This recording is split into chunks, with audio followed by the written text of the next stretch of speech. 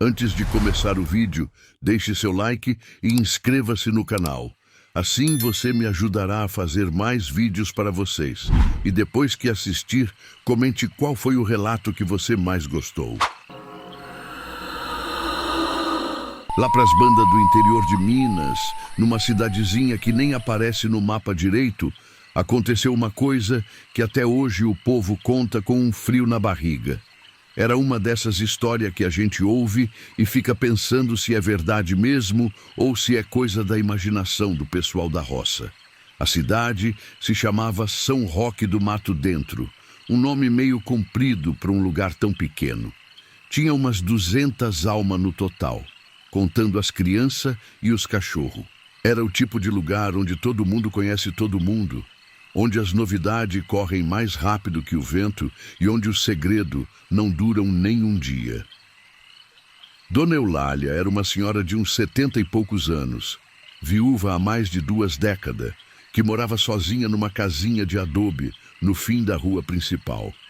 A mulher era conhecida por toda a redondeza por fazer os melhores doces de leite e rapadura que já se teve notícia. Todo mundo respeitava ela, que sempre foi muito trabalhadora e nunca incomodou ninguém. A casa da Dona Eulália ficava bem no limite da cidade, com a mata fechada. Era uma mata densa, dessas que, quando a gente olha de longe, parece que é só escuridão. As árvores eram tão alta e fechada que mesmo de dia a luz do sol mal conseguia entrar lá dentro. Os mais antigos sempre falavam para não entrar lá sozinho, principalmente quando começava a escurecer, mas nunca explicavam direito o porquê. Diziam que era coisa de bicho, cobra, essas coisas normais do mato.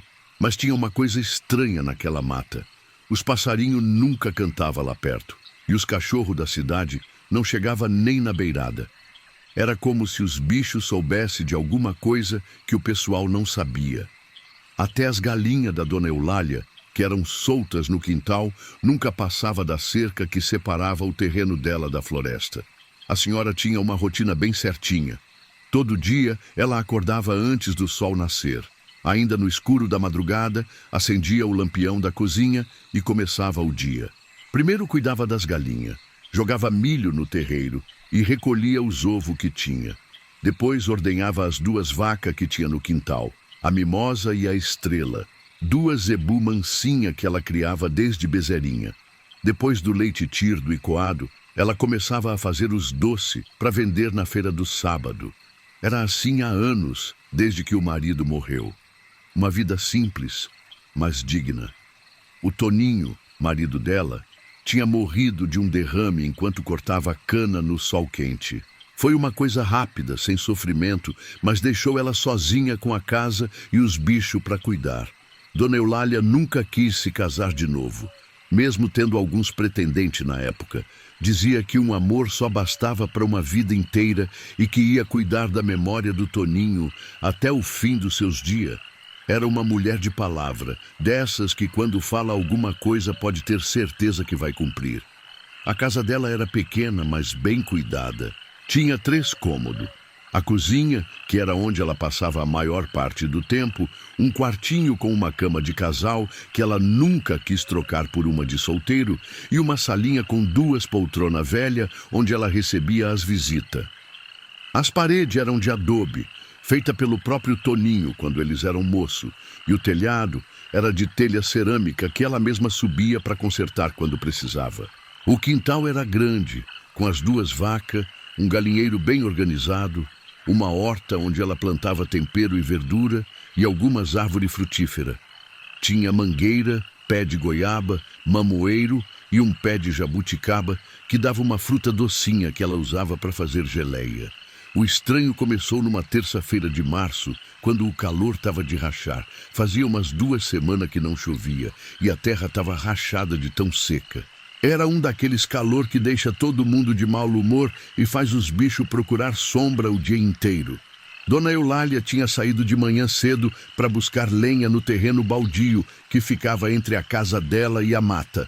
Era uma área que não tinha dono, onde crescia uns arbustos secos que servia bem para acender o fogão a lenha. O pessoal sempre via ela fazendo isso, carregando os feixes de lenha na cabeça com aquela força que só as mulheres da roça têm. Ela sempre fazia isso no começo da manhã, quando o sol ainda não estava muito forte. Levava um facão pequeno para cortar os galhos secos e uma corda para amarrar os feixes. Era um serviço que ela fazia sozinha há anos, mesmo o pessoal sempre oferecendo ajuda. Mas nesse dia, quando o sol já estava alto e ela ainda não tinha voltado, a vizinha, Dona Aparecida, começou a estranhar. Eulália nunca demorava tanto assim para buscar lenha. Geralmente, em 1 hora, ela já estava de volta, com lenha suficiente para uma semana inteira. Aparecida era uma mulher curiosa, dessas que repara em tudo o que acontece na vizinhança. Ela morava na casa ao lado da Eulália há mais de 15 anos e conhecia os hábitos da vizinha melhor que ninguém. Quando viu que já era quase meio-dia e a Eulália não tinha voltado, decidiu ir ver o que estava acontecendo. A Aparecida foi até lá ver o que estava acontecendo e encontrou os feixes de lenha espalhados pelo chão, como se a dona Eulália tivesse largado tudo de 1 hora para outra. O facão dela estava ali também, mas a corda tinha sumido. Era estranho, porque a Eulália sempre cuidava bem das coisas dela, nunca deixava nada jogado por aí. O mais estranho era que as lenhas estavam arrumadinhas em círculo, como se alguém tivesse feito de propósito. Não era uma coisa que podia ter acontecido por acidente, por causa do vento ou de algum bicho. Alguém tinha pego aqueles galhos e colocado um por um, formando um círculo perfeito. E no meio daquele círculo tinha uma marca no chão, meio que queimada, formando um desenho que ninguém conseguia entender direito. Parecia com uns riscos torto, meio parecido com letra, mas não era nada que fizesse sentido. Era como se alguém tivesse riscado a terra com um ferro quente, porque em volta da marca a grama estava toda chamuscada. A Aparecida chamou os outros vizinhos e eles começaram a procurar pela Eulália. Primeiro gritaram o nome dela ali mesmo no terreno baldio, pensando que ela podia ter se machucado e não conseguia responder. Depois foram olhar na mata, mas só na beirada, porque ninguém tinha coragem de entrar lá dentro. Perguntaram para todo mundo da cidade se tinha visto ela passando por algum lugar. O João do mercado disse que tinha visto ela saindo de casa de manhã cedo, com o facão na mão, mas não viu ela voltar. A Dona Maria da Venda também confirmou que viu ela indo na direção do terreno baldio, mas isso já fazia mais de 4 horas. O que deixou todo mundo mais nervoso foi que encontraram o chinelo dela bem na beirada da mata, como se ela tivesse entrado lá descalça. Mas não tinha rastro nenhum, nem pegada na terra fofa, nem galho quebrado, nem folha amassada, nada que indicasse que alguém tinha passado por ali. Era impossível uma pessoa entrar na mata sem deixar rastro. A terra ali era mole, cheia de folha seca, e qualquer pessoa que pisasse ia fazer barulho e deixar marca. Mas não tinha nada, como se a dona Eulália tivesse simplesmente sumido do mundo. A polícia da cidade vizinha foi chamada, mas demorou quase um dia inteiro para chegar. O delegado era meio descrente dessas coisas de interior. Um homem da capital que não entendia nada da vida na roça. Disse que a velha devia ter se perdido na mata e que logo aparecia, que essas coisas aconteciam direto com pessoa idosa. Mandou alguns homens fazer uma busca rápida, mas eles só entraram uns 100 metros na mata e depois voltaram falando que não tinha encontrado nada. Depois de 2 dias sem achar nada, eles desistiram e falaram que ela provavelmente tinha caído em algum buraco ou sido atacada por onça. Mas o povo da cidade sabia que não era isso. Primeiro, não tinha onça naquela mata há mais de 20 anos. Segundo, mesmo que tivesse, onça não deixa a presa arrumadinha em círculo e não leva a pessoa inteira sem deixar nem um pingo de sangue ou um pedaço de roupa. E terceiro, Dona Eulália conhecia aquela mata como a palma da mão. Quando era moça, antes de casar com o Toninho, ela sempre entrava lá para coletar erva medicinal que a mãe dela usava para fazer remédio caseiro. Nunca ia se perder lá, mesmo que tivesse algum problema de saúde. Foi na quinta-feira da semana seguinte que as coisas começaram a ficar realmente assustadora. Dona Aparecida estava na cozinha dela, preparando a janta para o marido que ia chegar do serviço. Já passava das 10 da noite, quando ouviu um barulho estranho vindo da casa da Eulália. Era como se alguém tivesse mexendo nas panelas, fazendo barulho de colher batendo no tacho, igual quando a Eulália fazia os doces dela. Mas tinha alguma coisa diferente no ritmo, alguma coisa que não parecia natural. Era muito certinho, muito igual, como se fosse uma máquina fazendo o barulho em vez de uma pessoa. Aparecida foi até a janela e viu uma luz fraca na cozinha da casa vizinha. Não era a luz normal do lampião a querosene que a Eulália sempre usava. Era uma luz meio azulada, mais fraca, que piscava de vez em quando como se fosse uma vela que estava quase apagando. Achou que a Eulália tinha voltado e foi correndo lá para ver como ela estava, para saber onde ela tinha ficado esses dias todos. Aparecida já estava com a história pronta na cabeça, imaginando que a vizinha ia explicar tudo e que iam dar muita risada da preocupação que todo mundo tinha passado. Mas quando chegou na porta e gritou o nome da vizinha, o barulho parou de uma vez. Foi como se alguém tivesse desligado um rádio. O silêncio veio de repente e completo. A casa ficou em silêncio total e a luz se apagou no mesmo instante. Aparecida bateu na porta, chamou várias vezes, gritou que era ela, a vizinha, que só queria saber se estava tudo bem. Mas ninguém respondeu. Tentou abrir a porta, mas estava trancada por dentro, do mesmo jeito que tinha ficado desde o dia que a Eulália sumiu. Foi embora pensando que tinha imaginado tudo, que devia ser o vento fazendo barulho na casa vazia, ou algum bicho que tinha entrado lá e derrubado alguma coisa.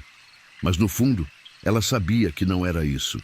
O barulho tinha sido muito específico, muito parecido com o som que a Eulália fazia quando mexia os doces, mas na sexta-feira aconteceu de novo. E no sábado também. Sempre o mesmo barulho, sempre no mesmo horário, sempre a mesma luz estranha. E sempre parava quando alguém chegava perto, como se quem estivesse lá dentro soubesse que tinha gente se aproximando. O pessoal começou a ficar com medo de passar perto da casa da dona Eulália, principalmente de noite. As crianças eram proibidas de brincar naquela rua depois do escurecer e até os adultos mudavam de calçada quando precisavam passar por ali. O padre da cidade, Padre Antônio, foi chamado para dar uma olhada na situação. Era um homem novo que tinha chegado na cidade há poucos meses, substituindo o padre velho que tinha se aposentado.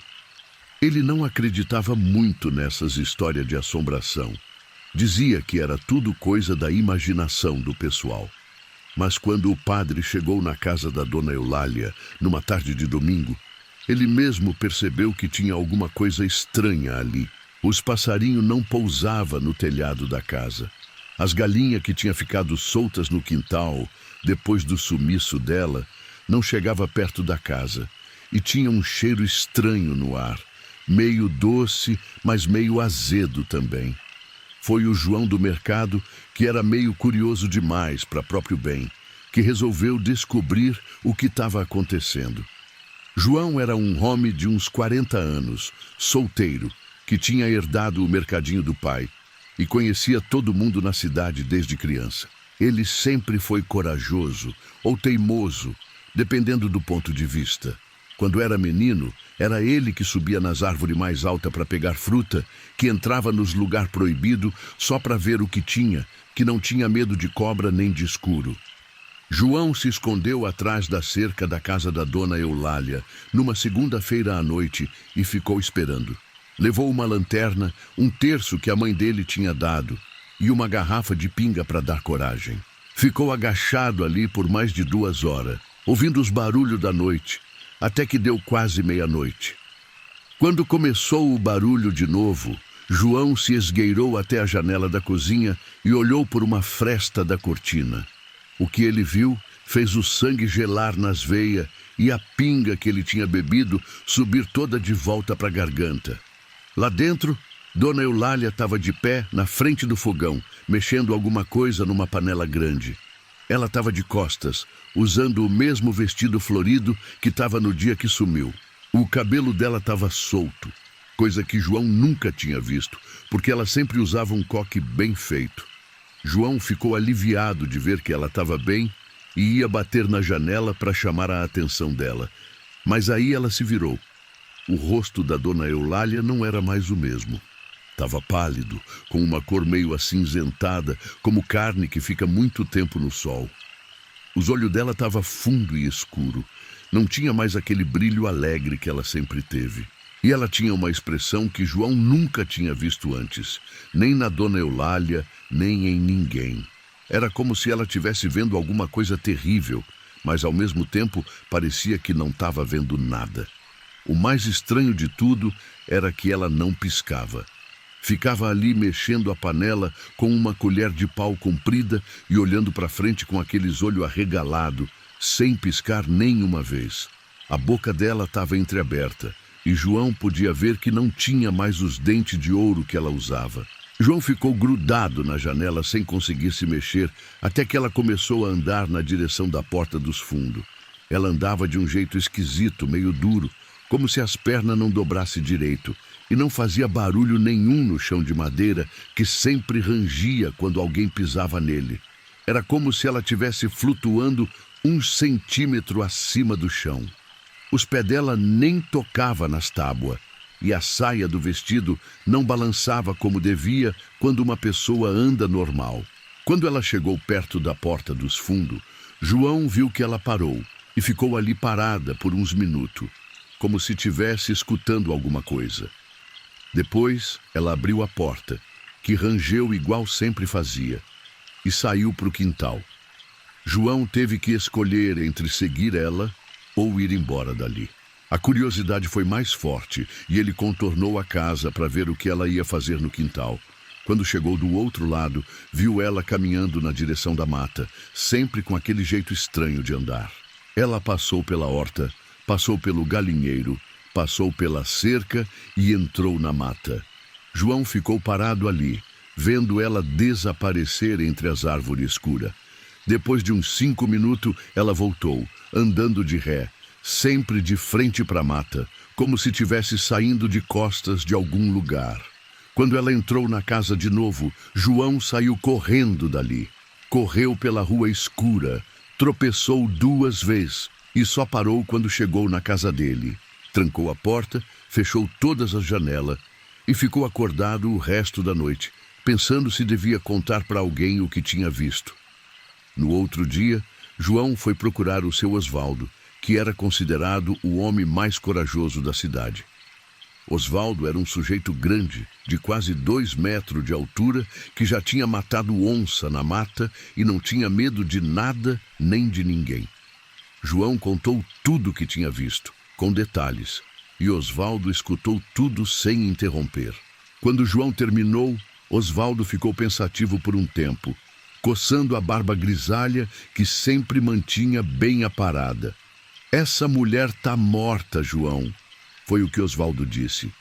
"Não sei o que está acontecendo, mas a Dona Eulália que você viu não é mais a mesma pessoa que sumiu semana passada. No outro dia, um grupo de homens foi até a casa da Eulália para investigar.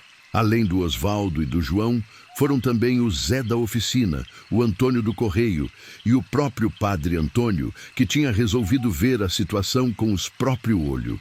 Arrombaram a porta da frente com um pé de cabra e entraram todos juntos. A casa estava do mesmo jeito que ela tinha deixado no dia que sumiu. Tudo arrumadinho, sem sinal de que alguém tinha mexido em nada. A cama estava feita, as panelas estavam no lugar, até as flor murcha que ela tinha cortado no dia antes de sumir ainda estava no vaso da mesa.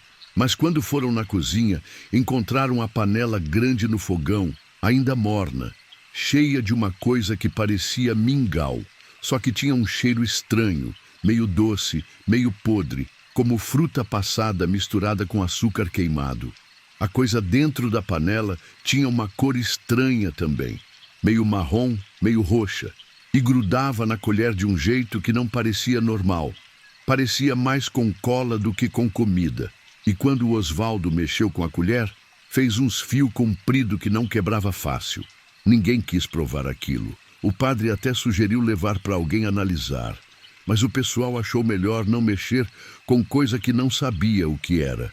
Jogaram tudo fora no terreno baldio e lavaram a panela com água quente e sabão.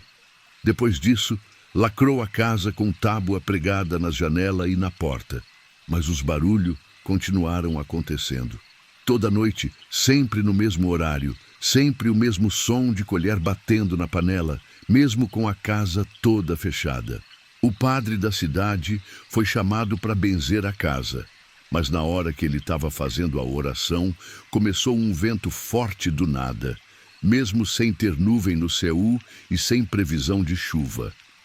As tábuas que tinham sido pregadas na janela começaram a balançar e fazer barulho, como se alguém tivesse tentando abrir por dentro. O padre continuou rezando, mas o vento foi ficando mais forte e começou a fazer um barulho estranho, como se fosse uma pessoa assoviando bem baixinho. O padre parou a oração e saiu de lá correndo, falando que aquilo não era coisa para ele resolver, que precisava de alguém mais experiente nesse tipo de problema. Depois disso, ninguém mais quis chegar perto da casa da dona Eulália. O pessoal mudou de calçada quando passava na frente, e as crianças eram proibidas de brincar naquela rua. Até os cachorros da cidade pararam de passar por ali, faziam uma volta grande para não passar na frente da casa. Mas a história não parou por aí. Umas 2 semanas depois do episódio com o padre, Dona Aparecida estava voltando da casa da filha, que morava do outro lado da cidade, quando viu alguém andando pela rua principal. Era quase 1 da manhã, e a cidade estava toda escura e silenciosa. A única luz era a da lua cheia, que estava bem clara naquela noite. Aparecida estava com pressa para chegar em casa, porque o marido não gostava que ela saísse de noite, mesmo sendo para visitar a filha. Quando a pessoa foi chegando mais perto, Aparecida reconheceu o jeito de andar. Era Dona Eulália, usando o mesmo vestido florido de sempre, carregando uma sacola de pano na mão. Aparecida ficou entre feliz e assustada. Feliz porque a vizinha estava viva, mas assustada porque tinha alguma coisa muito estranha naquela situação. Primeiro, a Dona Eulália nunca saía de casa de madrugada. Segundo, ela estava andando na direção da mata, não da casa dela. E terceiro, tinha alguma coisa diferente no jeito dela se mexer, alguma coisa que não parecia natural. Aparecida chamou pelo nome da Eulália, gritou que era ela, a vizinha, que estava preocupada, que queria saber onde ela tinha ficado todos esses dias. Mas ela não respondeu, nem virou a cabeça, nem deu sinal de que tinha escutado. Continuou andando na direção da casa, mas não parou lá. Passou direto, sempre com aquele passo estranho que o João tinha descrito, sempre carregando a sacola na mão. Aparecida correu atrás dela, chamando o nome, tentando alcançar. Mas era estranho, porque por mais que Aparecida corresse, ela não conseguia diminuir a distância. A Dona Eulália continuava andando no mesmo ritmo, nem rápido, nem devagar. Mas Aparecida não conseguia chegar mais perto. Quando chegaram na esquina da casa da Eulália, ela desapareceu. Não entrou na casa, não dobrou a esquina, não se escondeu atrás de nada. Simplesmente sumiu, como se tivesse se dissolvido no ar. A partir daquela noite, várias pessoas começaram a ver Dona Eulália andando pela cidade de madrugada. Sempre sozinha, sempre carregando a mesma sacola de pano, sempre com aquela cara estranha e os olhos que não piscava. O seu Benedito, que trabalhava de vigia no depósito de ração, viu ela passando pela Rua do Comércio numa quarta-feira de madrugada. O Zé do táxi viu ela na estrada que saía da cidade, parada debaixo de um poste de luz, numa sexta-feira, às 2 da manhã. A Dona Carmen, que tinha insônia e passava a noite acordada fazendo crochê, viu ela várias vezes pela janela do quarto, sempre andando na mesma direção, sempre carregando a mesma sacola. Mas o mais assustador era que ela só aparecia para as pessoas que moravam sozinha. E sempre uma semana antes dessas pessoas desaparecer também. Primeiro foi seu Antônio, o viúvo que morava na rua de trás. Ele era um homem quieto, de uns 60 anos, que tinha perdido a mulher no ano anterior e vivia sozinho com 2 gatos. Antônio viu Dona Eulália parada na frente da casa dele numa terça-feira de madrugada. Ele estava voltando do bar do seu Mané, onde tinha ficado jogando dominó até tarde, quando viu ela ali na calçada.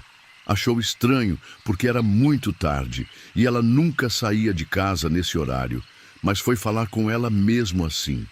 Quando chegou perto, viu que ela estava diferente. O rosto estava mais magro, os olhos estavam fundo, e ela não respondeu quando ele chamou o nome dela. Só ficou ali parada, olhando para a janela do quarto dele, sem piscar. Antônio tentou tocar no braço dela, mas ela se afastou sem fazer barulho, deslizando para trás como se tivesse rodinha no pé. Depois ela virou e foi embora, sempre com aquele jeito estranho de andar. Na terça seguinte, ninguém mais viu o Antônio. A casa dele estava arrumada, sem sinal de luta. As roupas dele estavam todas no guarda-roupa. Os gatos estavam com água e ração, mas ele tinha sumido. A porta da frente estava destrancada, coisa que o Antônio nunca fazia, porque ele era muito cuidadoso com segurança. E tinha um cheiro estranho na casa, o mesmo cheiro doce e azedo que o pessoal tinha sentido na casa da Dona Eulália. Depois foi Dona Rosa, a solteirona que cuidava da mãe paralítica.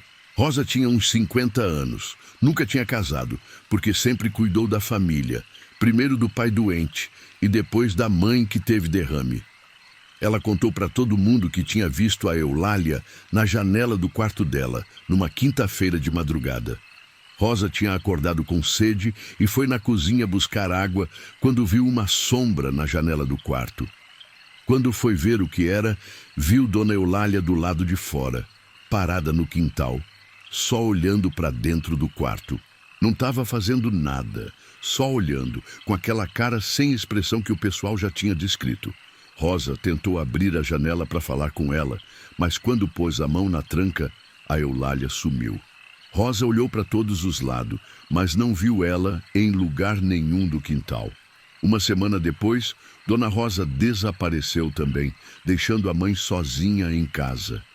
A velha senhora, que mal conseguia falar por causa do derrame, só repetia uma palavra: sacola, sacola, sacola. Quando o pessoal foi investigar, encontrou a casa toda arrumada, igual tinha acontecido com o seu Antônio. Só que dessa vez tinha uma coisa diferente. No chão do quarto da Rosa tinha um desenho feito com cinza, igual aquele que tinha aparecido no terreno baldio no dia que a Dona Eulália sumiu. O povo da cidade começou a entrar em pânico. Ninguém mais saía de casa depois do escurecer, e quem morava sozinho começou a dormir na casa de parente ou vizinho. As famílias que tinha parente solteiro ou viúvo não deixava eles ficarem sozinhos nem durante o dia. O padre Antônio tentou organizar uma novena para pedir proteção, mas na primeira noite da oração, bem na hora que o pessoal estava rezando o terço, começou aquele vento estranho de novo. Dessa vez, ele era ainda mais forte e trouxe um cheiro horrível, como se fosse carne podre misturada com açúcar queimado. O pessoal saiu correndo da igreja e o padre decidiu que era melhor parar com as orações até entender melhor o que estava acontecendo. Ele escreveu uma carta para o bispo da diocese pedindo ajuda, mas nunca recebeu resposta. Foi aí que seu Osvaldo, que até então tinha ficado só observando a situação, resolveu tomar uma atitude. Ele era um homem prático, que não acreditava muito em assombração, mas que estava vendo que alguma coisa precisava ser feita antes que mais gente desaparecesse. Osvaldo se armou com uma espingarda calibre 12, encheu os bolsos de cartucho e resolveu descobrir o que estava acontecendo. Ele tinha a teoria de que alguém estava se passando pela Dona Eulália para assustar o pessoal, talvez para roubar as casas quando o povo saía. Ele se escondeu na praça da igreja com a espingarda, numa quinta-feira de madrugada, esperando Dona Eulália aparecer. Tinha levado também uma lanterna forte, um terço que a falecida mulher dele tinha deixado, e uma garrafa de café quente para não dormir. Quando deu 1h30 da manhã, ela apareceu na esquina da igreja. Osvaldo ficou observando ela de longe, tentando entender para onde ela ia e o que fazia durante essas caminhadas noturnas. Dona Eulália andou pela rua principal, parou na frente de algumas casas, mas não entrou em nenhuma. Parecia que estava procurando alguma coisa específica ou alguém específico. Ela olhava para a janela das casas, ficava parada por uns minutos e depois continuava andando. Quando ela chegou na casa do seu Joaquim, o aposentado que morava sozinho depois que a mulher morreu de câncer no ano passado, ela parou. Ficou ali parada na calçada, olhando para a janela do quarto dele por uns 10 minutos. Osvaldo se aproximou devagar, tentando não fazer barulho na grama seca da praça. Ele queria chegar perto o suficiente para ter certeza do tiro, caso precisasse atirar. Mas quando chegou mais perto, conseguiu ver o rosto da Dona Eulália pela primeira vez desde que ela tinha sumido. Não era mais ela. O rosto estava inchado, com uma cor meio azulada, como pessoa que morreu afogada. Os olhos estavam todo branco, sem menina nenhuma, só o branco que parecia meio leitoso. E a pele do rosto parecia meio transparente, dava para ver umas veias escuras por baixo. A boca dela estava entreaberta e saía um fio de uma coisa escura de dentro. Não era sangue, era alguma coisa mais densa, mais escura, que pingava no chão e fazia uma pequena poça aos pés dela. E ela não respirava. Osvaldo ficou observando por vários minutos, e o peito dela não subia e descia, como de uma pessoa normal. Ela estava ali parada, sem respirar, sem piscar, sem se mexer, só olhando para a janela do seu Joaquim. Osvaldo tentou levantar a espingarda para mirar nela, mas descobriu que não conseguia mexer os braços. Na verdade, não conseguia mexer nada. Era como se o corpo dele tivesse travado completamente. Ele conseguia ver e ouvir tudo, conseguia pensar normal, mas não conseguia mexer nenhum dedo. Era como se alguém tivesse desligado a conexão entre o cérebro dele e o resto do corpo. Ficou ali parado, vendo Dona Eulália caminhar até a porta da frente da casa do seu Joaquim. Ela não bateu na porta, nem tentou abrir com a maçaneta. Só encostou a mão na madeira e a porta se abriu sozinha, sem fazer barulho nenhum. Osvaldo viu ela entrar na casa e fechar a porta atrás de si. Depois de uns 20 minutos, que pareceram uma eternidade para ele, ela saiu de novo. Mas agora não estava sozinha. Seu Joaquim vinha atrás dela, andando do mesmo jeito estranho, com a mesma cara sem expressão. Os olhos dele estavam igual aos dela, todo branco e sem brilho, e ele também não respirava, também não piscava. Os dois caminharam juntos na direção da mata, sempre naquele passo cadenciado e estranho. Quando chegaram na beirada da floresta, pararam por um momento. Dona Eulália virou para trás e olhou diretamente para o Osvaldo. Mesmo de longe, ele sentiu aquele olhar. Era como se ela soubesse que ele estava ali, como se tivesse percebido ele desde o começo. Ela ficou olhando por um segundo, depois sorriu. Não era o sorriso da Dona Eulália que ele conhecia. Era alguma coisa terrível, que mostrava uns dentes preto e podre. Depois ela e o seu Joaquim sumiram entre as árvores, e só então Osvaldo conseguiu se mexer de novo. A primeira coisa que ele fez foi vomitar. Depois pegou a espingarda e correu para casa. Trancou todas as portas e janela e não saiu de lá por 3 dias. Quando finalmente contou a história para o pessoal da cidade, ninguém duvidou dele. Osvaldo nunca tinha mentido na vida e todo mundo sabia que ele não era de inventar história nem de ter medo de nada. E a partir daquele dia, ninguém mais viu Dona Eulália andando pela cidade. Mas também ninguém mais teve coragem de chegar perto da mata. O pessoal que precisava sair da cidade começou a usar a estrada velha, que dava uma volta de mais de 20 quilômetros, mas ficava longe da floresta. Mas às vezes, quando o vento soprava na direção certa, dava para ouvir um barulho estranho vindo da mata. Era como se tivesse muita gente andando lá dentro, pisando em folha seca e galho. E de vez em quando, alguém jurava que escutava uma voz de mulher chamando bem baixinho, como se estivesse convidando para entrar na mata. Tinha também um cheiro que vinha da floresta em certas épocas do ano, principalmente no começo do outono. Era o mesmo cheiro doce e podre que o pessoal tinha sentido na casa da dona Eulália, só que mais forte, como se tivesse muita coisa apodrecendo lá dentro. Os anos foram passando e a cidade foi ficando cada vez mais vazia. O pessoal novo foi embora procurar emprego na capital e só ficou os mais velhos e as famílias que não tinham para onde ir. As casas abandonadas foram aumentando e a mata parecia que foi crescendo também, chegando cada vez mais perto das últimas casas da cidade. A casa da dona Eulália foi se deteriorando com o tempo, mas ninguém nunca quis comprar, derrubar ou reformar. As tábuas que tinham sido pregadas na janela foram apodrecendo e caindo, e a casa foi virando uma ruína. Mas mesmo assim, ninguém chegava perto. De vez em quando aparecia algum forasteiro interessado em comprar terreno barato na cidade, mas quando o pessoal contava a história, eles sempre mudavam de ideia e iam embora no mesmo dia.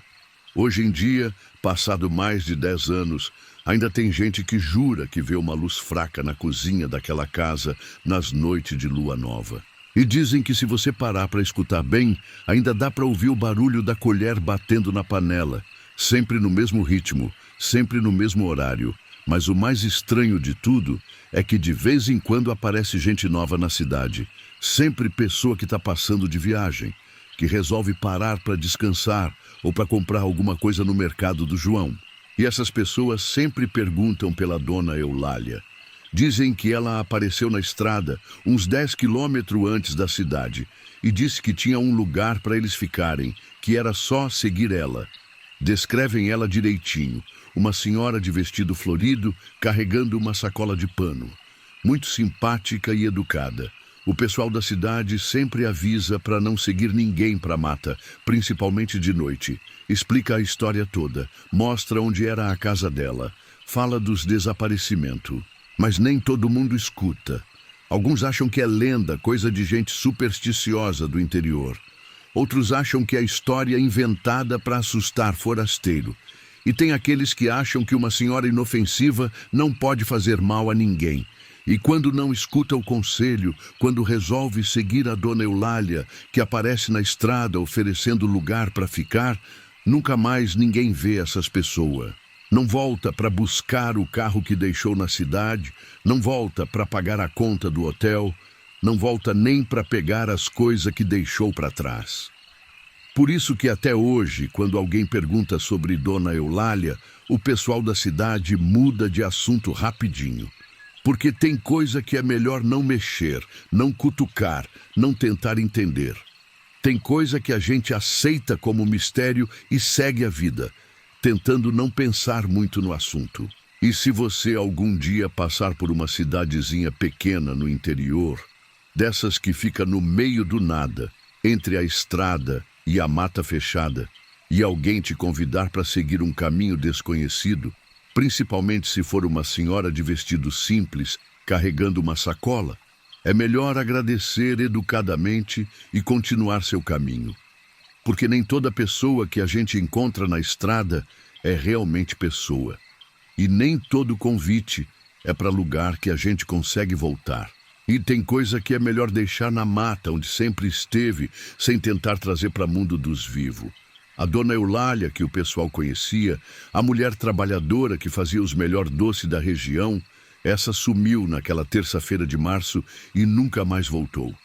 O que anda pela cidade de madrugada, o que convida os forasteiros para entrar na mata, isso é outra coisa. E é melhor não descobrir o que é. Lá nas bandas do interior de Goiás, numa cidade pequena chamada Pedra Branca, tinha uma senhora que todo mundo conhecia e respeitava. Dona Raimunda era benzedeira há mais de 40 anos e não tinha mal que ela não soubesse curar com as ervas e as oração que aprendeu com a avó. A cidade ficava no pé de um morro alto, todo coberto de mata densa, que o pessoal chamava de Morro da Cruz, por causa de uma cruz de madeira que tinha no topo, colocada lá pelos primeiros moradores há mais de 100 anos. Era um lugar bonito, mas meio assombrado, segundo os mais antigos. Dona Raimunda morava numa casinha simples na encosta do morro, meio escondida entre as árvores. Era uma casa de pau a pique, pintada de azul desbotado, com um quintal cheio de planta medicinal que ela cultivava com muito cuidado. Tinha arruda, guiné, espada de São Jorge, alecrim e dezena de outras ervas que ela usava nos benzimentos. A senhora tinha uns 80 anos, era viúva há muito tempo e nunca teve filho. Mas toda a cidade era como família para ela. Não tinha criança com susto, adulto com mal olhado ou velho com dor na junta que não procurava a Dona Raimunda. Ela nunca cobrava nada, só aceitava o que o pessoal dava de coração. Um frango, uns ovos, uma lata de leite. Todo dia, desde muito cedo, formava uma fila na porta da casa dela. Vinha gente de longe, até de outras cidades, para se consultar com ela. Dona Raimunda tinha um dom especial. Sabia identificar qualquer tipo de mal só de olhar para a pessoa. E nunca errava o remédio nem a oração. A rotina dela era sempre a mesma. Acordava antes do sol nascer, acendia uma vela para o santo, fazia um café bem forte e começava a colher as ervas que ia precisar durante o dia.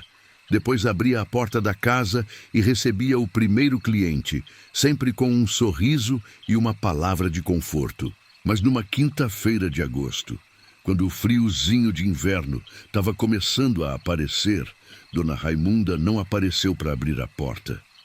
O pessoal ficou esperando até quase 9 horas da manhã, achando que ela estava doente ou que tinha acontecido alguma coisa. A dona Cleusa, que era uma das mais próximas da benzedeira, resolveu bater na porta para ver se estava tudo bem. Chamou várias vezes, bateu na janela, deu volta na casa, mas não teve resposta. A casa estava em silêncio completo, como se não tivesse ninguém lá dentro. O estranho era que a porta da frente estava entreaberta, coisa que a dona Raimunda nunca fazia. Ela sempre trancava tudo muito bem quando ia dormir, porque guardava as ervas mais raras dentro de casa e tinha medo que alguém roubasse. Cleusa empurrou a porta devagar e entrou na casa. Tudo estava no lugar, arrumadinho como sempre.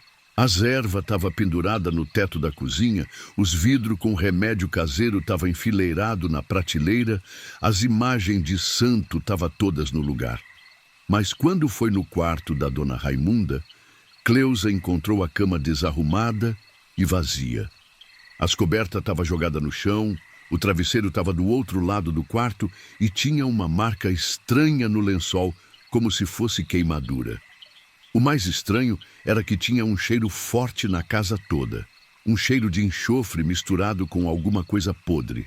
Era um cheiro que Cleusa nunca tinha sentido antes, que fazia os olhos arder e dava vontade de vomitar. No quintal, as plantas medicinal da dona Raimunda estava toda murcha, como se tivesse passado veneno nelas durante a noite. Até a espada de São Jorge, que é uma planta resistente, estava com as folhas amareladas e caindo. Cleusa chamou os vizinhos mais próximos e eles começaram a procurar pela dona Raimunda. Olharam na mata em volta da casa, desceram até a cidade, perguntaram para todo mundo se tinha visto ela passar. Mas ninguém sabia de nada. A polícia foi avisada, mas o delegado disse que pessoa idosa às vezes fica confusa e sai de casa sem rumo. Mandou fazer uma busca rápida, mas depois de 2 dias sem encontrar nada, disse que ela provavelmente tinha se perdido na mata e que os bichos já deviam ter dado conta dela. Mas o povo de Pedra Branca sabia que não era isso. Dona Raimunda conhecia cada palmo daquela mata, sabia onde encontrar cada tipo de planta, cada nascente de água. Nunca ia se perder lá, mesmo que tivesse algum problema de saúde. Além disso, uma benzedeira não some assim do nada. O pessoal acreditava que ela tinha proteção dos santos, que nada de mal podia acontecer com ela enquanto ela fizesse o bem para os outros. Foi na semana seguinte que as coisas começaram a ficar estranhas de verdade. A primeira pessoa a notar foi o seu Genésio, que morava na casa mais próxima da dona Raimunda. Ele acordou de madrugada com um barulho esquisito vindo da direção da casa dela. Era como se alguém tivesse pisando nas folhas secas, andando devagar ao redor da casa. Genésio abriu a janela do quarto e olhou para lá, mas não viu ninguém. Só que o barulho continuava. Sempre o mesmo ritmo, sempre a mesma pisada lenta. Depois, ele começou a escutar uma voz de mulher bem baixinho, como se estivesse rezando ou cantando alguma coisa. Era a voz da dona Raimunda. Ele tinha certeza, porque conhecia ela há mais de 20 anos. Mas tinha alguma coisa diferente, alguma coisa que fazia o sangue gelar. Na manhã seguinte, Genésio foi até a casa da benzedeira para investigar. Encontrou pegada de pé descalça ao redor da casa, pegada pequena que podia ser da dona Raimunda. Mas o estranho era que as pegadas não saíam de lugar nenhum e não ia para lugar nenhum. Era como se alguém tivesse aparecido do nada no meio do quintal, dado umas voltas ao redor da casa e depois sumido de novo. Não tinha pegada chegando nem pegada saindo, só aquele círculo de marca no chão. Genésio contou para dona Cleusa e ela resolveu passar a noite acordada para ver se conseguia descobrir o que estava acontecendo. Se escondeu atrás de uma árvore grande no quintal da própria casa, de onde dava para ver a casa da dona Raimunda. Quando deu quase meia-noite, ela viu uma figura saindo da mata e caminhando na direção da casa abandonada. Era uma mulher andando devagar, como se tivesse machucado a perna. Pela luz fraca da lua, Cleusa conseguiu reconhecer o vestido e o jeito de andar. Era dona Raimunda, ou pelo menos parecia ser ela. Mas tinha alguma coisa muito estranha no jeito dela se mexer. Parecia que ela estava flutuando 1 centímetro acima do chão, porque não fazia barulho nenhum na grama seca. Cleusa ficou feliz e aliviada de ver que a benzedeira estava viva, mas ao mesmo tempo sentiu um frio na barriga que não conseguia explicar. Tinha alguma coisa errada naquela situação, alguma coisa que não fazia sentido. Dona Raimunda entrou na casa pela porta dos fundos e acendeu uma luz fraca lá dentro. Cleusa conseguia ver a sombra dela se mexendo pela janela da cozinha, como se estivesse preparando alguma coisa. Depois de uns 20 minutos, a luz se apagou e Dona Raimunda saiu de novo. Mas dessa vez, ela não voltou para a mata.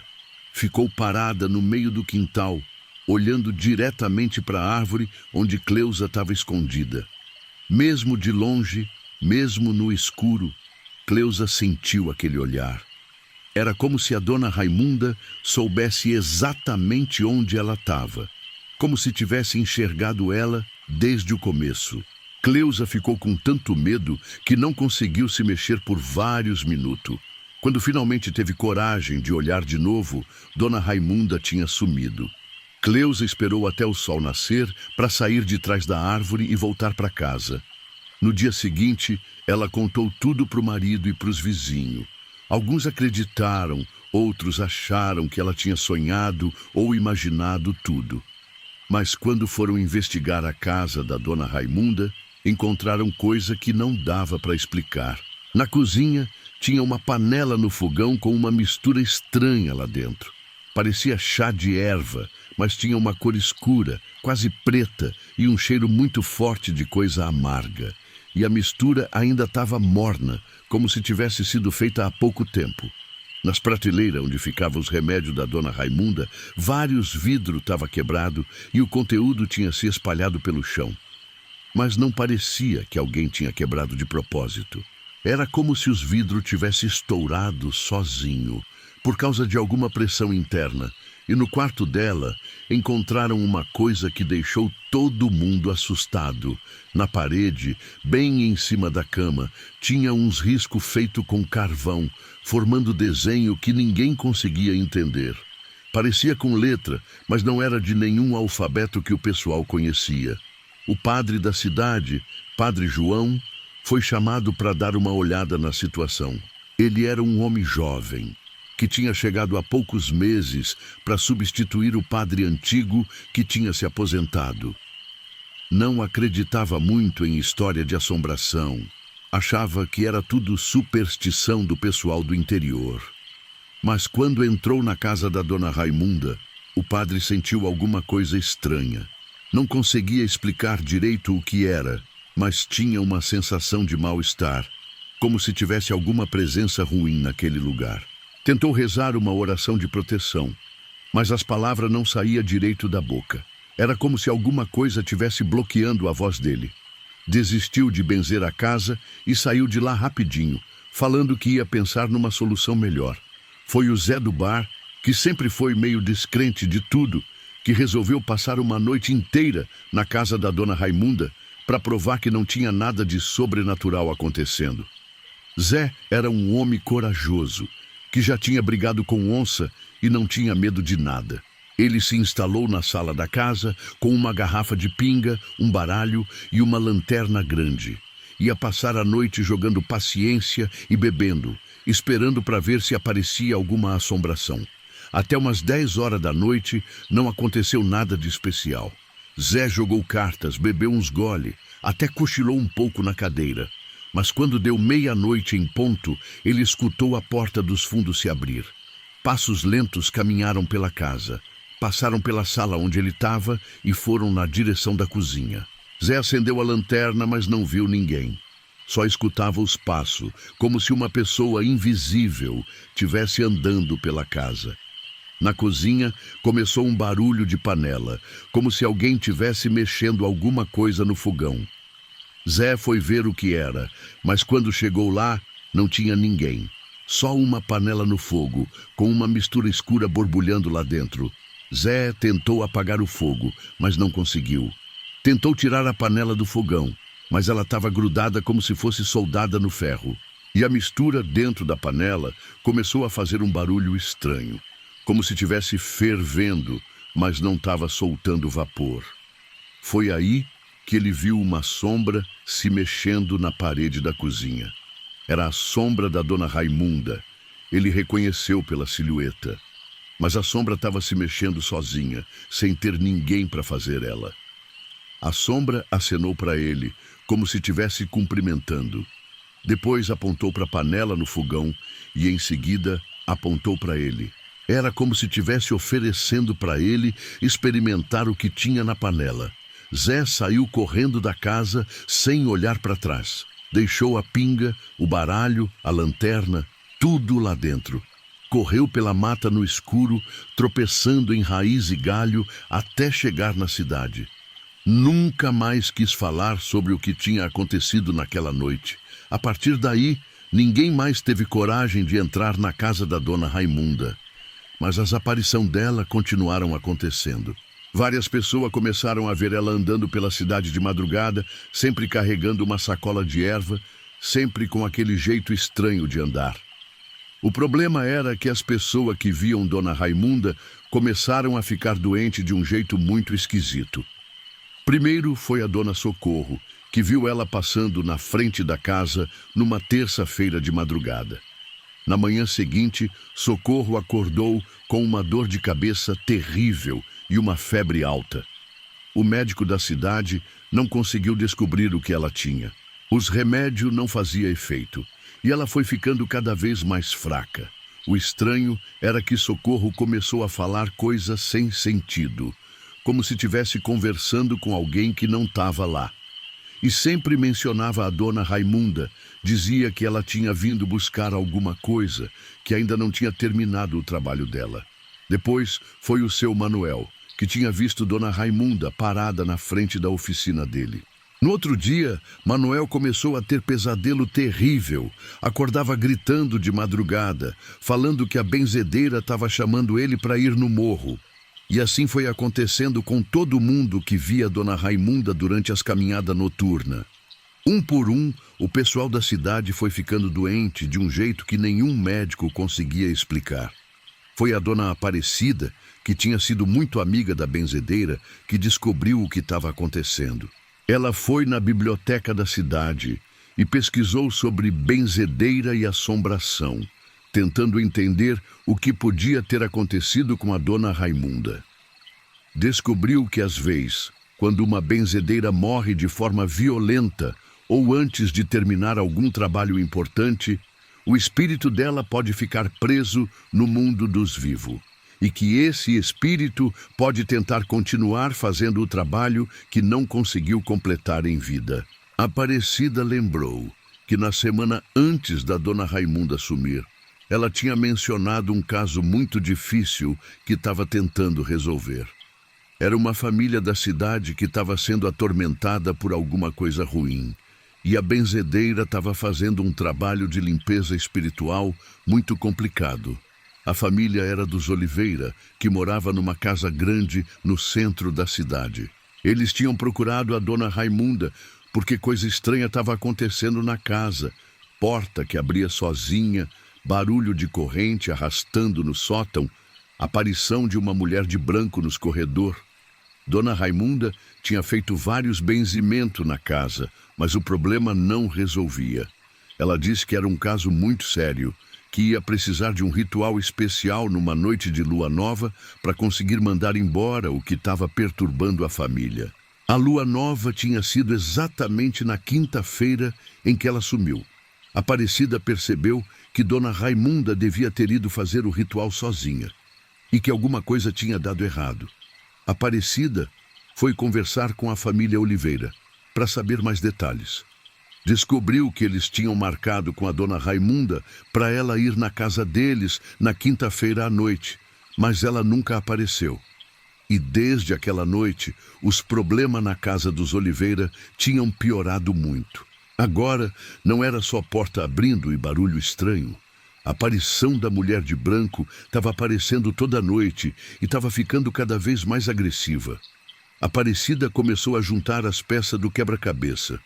Dona Raimunda tinha ido fazer o ritual na casa dos Oliveira, mas alguma coisa tinha dado errado. Talvez a entidade que estava assombrando a casa fosse mais forte do que ela imaginava. E agora o espírito da Dona Raimunda estava preso, tentando terminar o trabalho que não conseguiu completar em vida. Mas sem o corpo físico, sem as orações certas, sem os ritual adequado, ela não conseguia resolver o problema. E pior, na tentativa de ajudar, ela estava fazendo mal para as pessoas da cidade. O poder dela estava descontrolado, sem a sabedoria e o equilíbrio que ela tinha em vida. Aparecida decidiu que precisava fazer alguma coisa antes que mais gente ficasse doente. Foi procurar o padre João para pedir ajuda, mas ele disse que não tinha experiência com esse tipo de situação. Foi então que ela lembrou da dona Isaura, uma benzedeira de uma cidade vizinha que era muito respeitada e tinha fama de conseguir resolver caso difícil.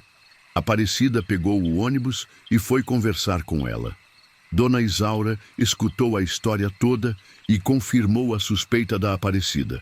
Disse que quando uma benzedeira morre durante um trabalho espiritual, o espírito dela pode ficar confuso e perdido, tentando continuar o trabalho sem conseguir. A Raimunda está presa entre dois mundos, explicou Dona Isaura. Não consegue ir para o descanso eterno porque acha que ainda tem trabalho para fazer. E não consegue fazer o trabalho direito porque não tem mais o corpo físico. Dona Isaura disse que a única forma de resolver o problema era completar o trabalho que a Dona Raimunda tinha começado. Alguém precisava ir na casa dos Oliveira e fazer o ritual de limpeza espiritual que ela não conseguiu terminar. Mas tem que ser alguém que conhecia bem a Raimunda, disse Dona Isaura. Alguém que ela confiava, que pode servir de ponte entre o mundo dela e o nosso mundo. Aparecida se ofereceu para fazer isso mesmo não sendo benzedeira. Dona Isaura ensinou para ela as orações necessárias, deu para ela as ervas que ia precisar e explicou como fazer o ritual. Na quinta-feira seguinte, exatamente um mês depois do sumiço da Dona Raimunda, Aparecida foi na casa dos Oliveira para tentar resolver a situação. Levou vela branca, água benta, sal grosso e um maço de erva que Dona Isaura tinha preparado. A família Oliveira estava desesperada. A situação na casa tinha ficado insuportável. Eles mal conseguiam dormir de tanto barulho e aparição. Toparam qualquer coisa que pudesse resolver o problema. Aparecida começou o ritual na sala da casa, seguindo as instruções que Dona Isaura tinha dado.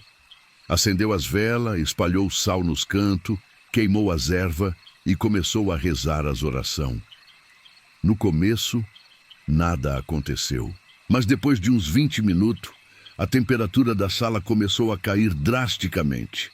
As velas começaram a piscar, mesmo sem ter vento, e um cheiro forte de enxofre tomou conta do ambiente.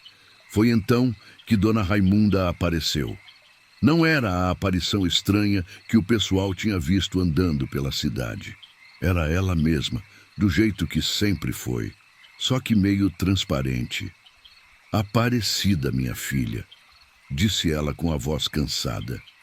Eu não consegui terminar o trabalho. Essa coisa aqui é muito forte, muito antiga, tá na casa há muito tempo e não quer ir embora. Aparecida explicou que tinha vindo para ajudar, que Dona Isaura tinha ensinado ela como fazer o ritual. Dona Raimunda sorriu, daquele jeito carinhoso que sempre teve. Então vamos terminar isso junto, disse ela. Você faz a oração no mundo dos vivos e eu faço a limpeza no mundo dos espíritos. O ritual durou a noite inteira. Aparecida rezou, queimou erva, jogou água benta, enquanto Dona Raimunda fazia alguma coisa que ela não conseguia ver direito. Às vezes parecia que a benzedeira estava lutando contra alguma coisa invisível. Quando o sol começou a nascer, Dona Raimunda apareceu mais uma vez para a Aparecida. Dessa vez, ela estava com o rosto em paz, relaxado, como se um peso tivesse saído dos ombros dela. Pronto, minha filha. O trabalho está terminado. A coisa ruim foi embora e a família vai ter paz de novo. E eu também posso descansar agora. Dona Raimunda se aproximou da Aparecida e deu um abraço nela. Era um abraço quente, real, como se ela tivesse corpo físico de novo. Obrigada por ter me ajudado a terminar o que eu comecei, disse ela. Agora eu posso ir em paz para o meu descanso. E você cuida bem da cidade para mim, tá bom? Depois disso, Dona Raimunda sumiu para sempre.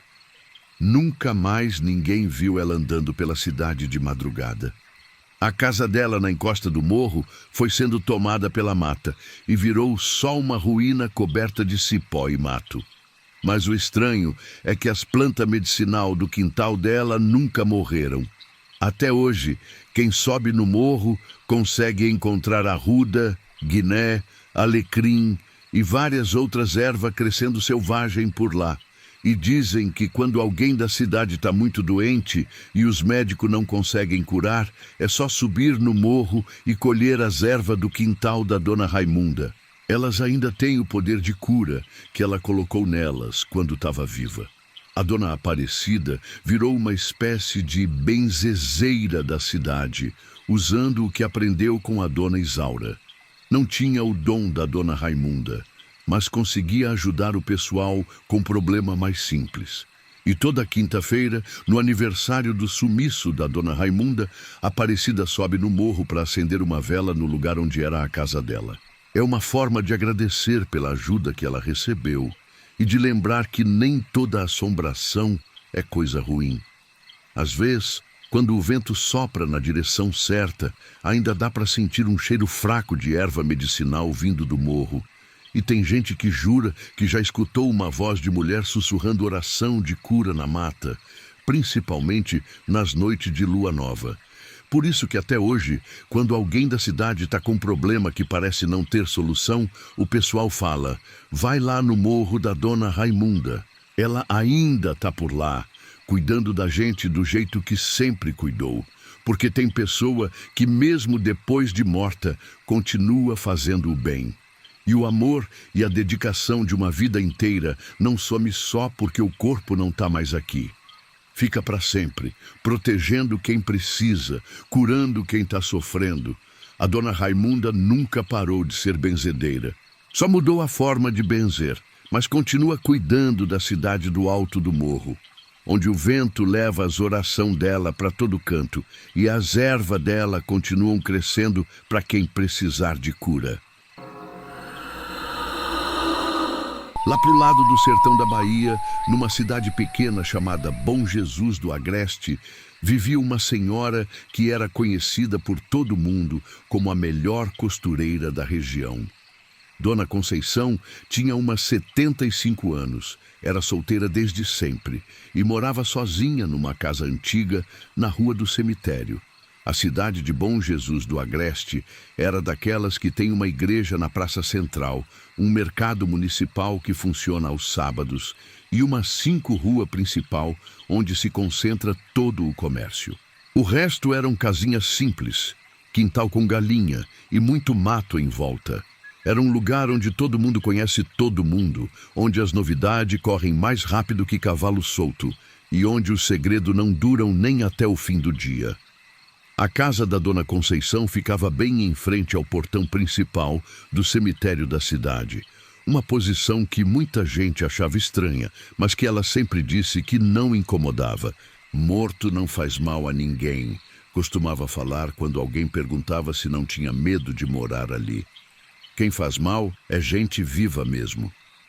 O cemitério de Bom Jesus do Agreste era antigo. Tinha sido fundado junto com a cidade há mais de 150 anos. Era um lugar grande, cheio de túmulo de mármore dos mais ricos e cova simples dos mais pobres. No fundo, tinha alguns mausoléus das famílias tradicional da região. Construção bonita de pedra que resistia ao tempo e ao sol forte do sertão. A casa da Dona Conceição era pequena, mas tinha uma história. Tinha sido construída pelo bisavô dela nos primeiros anos da cidade e tinha passado de geração em geração sempre para a mulher solteira da família. A avó dela tinha morado ali, depois a tia-avó, depois uma prima distante, até chegar na vez dela. Dona Conceição era uma mulher pequena, magra, sempre vestida com roupa escura e bem passada. Tinha os cabelos todo branco, sempre preso num coque apertado com grampo de tartaruga, e usava óculos de grau forte que aumentava muito os olhos dela. Nas mãos, sempre carregava uma sacola de pano onde guardava linha, agulha, botão, dedal e outros apetrechos de costura. As mãos dela eram pequenas, mas muito habilidosa, cheia de pequena cicatriz de agulhada que toda costureira experiente tem. Os dedos eram magro, mas forte. Acostumado a segurar a agulha por hora seguida, a fazer ponto miúdo e caprichado, a trabalhar com tecido delicado sem rasgar. A casa dela era pequena, mas muito organizada. Na sala da frente funcionava a oficina de costura, com 2 máquinas antigas, uma Singer de pedal que tinha mais de 50 anos e ainda funcionava perfeitamente, e uma máquina elétrica mais nova que ela tinha comprado há uns 10 anos. Tinha também uma mesa grande para cortar tecido, feita pelo carpinteiro da cidade, especialmente para ela, e várias araras onde ficava pendurada as roupas que ela estava fazendo. As paredes da oficina eram cobertas de prateleira onde ela guardava os material. Rolo de tecido de todo tipo, caixa de botão organizada por cor e tamanho, carretel de linha de todas as cores possível, fita, elástico, zíper e centena de outros material que uma costureira precisa ter à mão. Numa parede tinha um espelho grande, onde as clientes experimentavam as roupas. E do lado uma mesinha com caderno, onde ela anotava todas as medidas e encomenda. Dona Conceição era muito organizada, nunca se atrapalhava com os pedidos, sempre entregava tudo no prazo combinado. O resto da casa tinha só uma cozinha pequena, com um fogão a lenha e uma geladeira velha, e um quarto nos fundos com uma cama de solteiro, um guarda-roupa de madeira escura e uma cômoda onde ela guardava as roupas dela, que eram poucas, mas sempre bem cuidadas. Todo mundo na cidade conhecia o trabalho da Dona Conceição. Ela fazia de tudo: vestido de festa, roupa de casamento, fantasia de carnaval, uniforme escolar, conserto de roupa velha, ajuste de roupa comprada pronta que não servia direito. Não tinha coisa que ela não soubesse fazer na máquina ou à mão. Era uma verdadeira artista com agulha e linha. Sabia fazer bordado à mão que parecia pintura, sabia ajustar qualquer roupa no corpo da pessoa, como se tivesse sido feita sob medida, sabia consertar rasgão de um jeito que ninguém percebia onde tinha sido o estrago. O que chamava mais atenção no trabalho dela era a perfeição dos detalhes. Cada costura era feita com um capricho impressionante. Cada botão era costurado no lugar exato. Cada bainha ficava perfeitamente alinhada. As noivas de toda a região sonhavam em casar com um vestido feito pela Dona Conceição. Ela cobrava justo pelo trabalho, nunca tentava enganar ninguém. Sabia que a maioria das clientes era gente simples, que contava os centavos para poder mandar fazer uma roupa nova. Por isso, sempre dava um jeito de fazer o preço caber no bolso de quem precisava. Mas tinha uma coisa estranha no jeito dela trabalhar. Dona Conceição só aceitava encomenda de roupa para pessoa viva. Quando alguém pedia para ela fazer roupa para defunto, para vestir morto no caixão, ela sempre recusava. Dizia que não sabia fazer esse tipo de trabalho, que era melhor procurar outra pessoa. Era mentira, claro. Todo mundo sabia que ela sabia fazer qualquer tipo de roupa. Tinha até uma costureira na cidade vizinha que se especializava em roupa de morto e sempre indicava a Dona Conceição quando não podia atender algum pedido. Mas ela sempre recusava. Ficava meio nervosa quando o assunto era roupa de defunto. Eu trabalho para quem está vivo, dizia ela. Morto não precisa de roupa nova, precisa é de oração e saudade.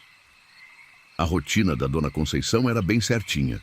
Todo dia, ela acordava às 5 da manhã, ainda no escuro. Acendia o lampião da cozinha porque não gostava de acender a luz elétrica muito cedo. E tomava um café preto bem forte com biscoito de polvilho que ela mesma fazia. Depois do café, ela abria todas as janelas da casa para arejar, regava as plantas do quintal pequeno, onde cultivava algumas ervas e tempero, e começava a trabalhar nas encomendas.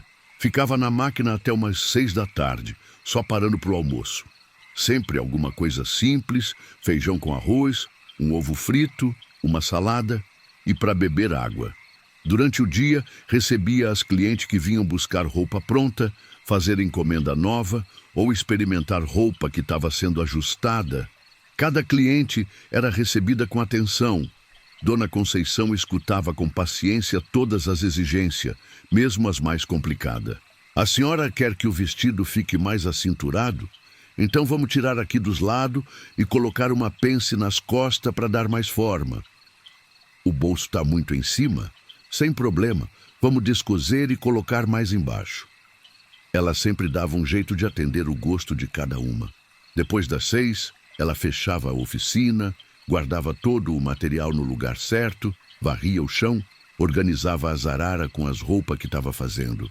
Depois jantava alguma coisa simples na cozinha, lavava a louça e ficava sentada na cadeira de balanço da varanda, olhando para o cemitério do outro lado da rua. A varanda da casa da Dona Conceição era pequena, só dava para uma cadeira de balanço e uma mesinha onde ela colocava um copo de água e o que tivesse bordando à mão. Era coberta por uma laje simples que protegia do sol e da chuva, e tinha uma vista completa do cemitério. Ficava lá até umas 9 da noite, sempre bordando alguma coisa à mão, um lençol de bebê, uma fronha, um pano de prato com desenho de flor, sempre observando o movimento do cemitério do outro lado da rua. Não que tivesse muito movimento. Durante o dia, de vez em quando passava alguém levando flor para os túmulos dos parentes, principalmente nos domingos e nos dias de finado. O coveiro, seu Raimundo, chegava de manhã cedo e ficava até meio-dia fazendo a limpeza, cortando o mato, consertando algum túmulo que estava precisando de reparo. Mas, de noite, o cemitério ficava completamente silencioso e escuro. Não tinha iluminação, só a luz da lua quando ela estava cheia. Era um silêncio profundo que só era quebrado pelo barulho de algum bicho na mata que crescia no fundo do cemitério. Dona Conceição gostava daquela hora do dia. Era quando ela relaxava, parava de se preocupar com as encomendas, com os prazos, com as clientes exigentes.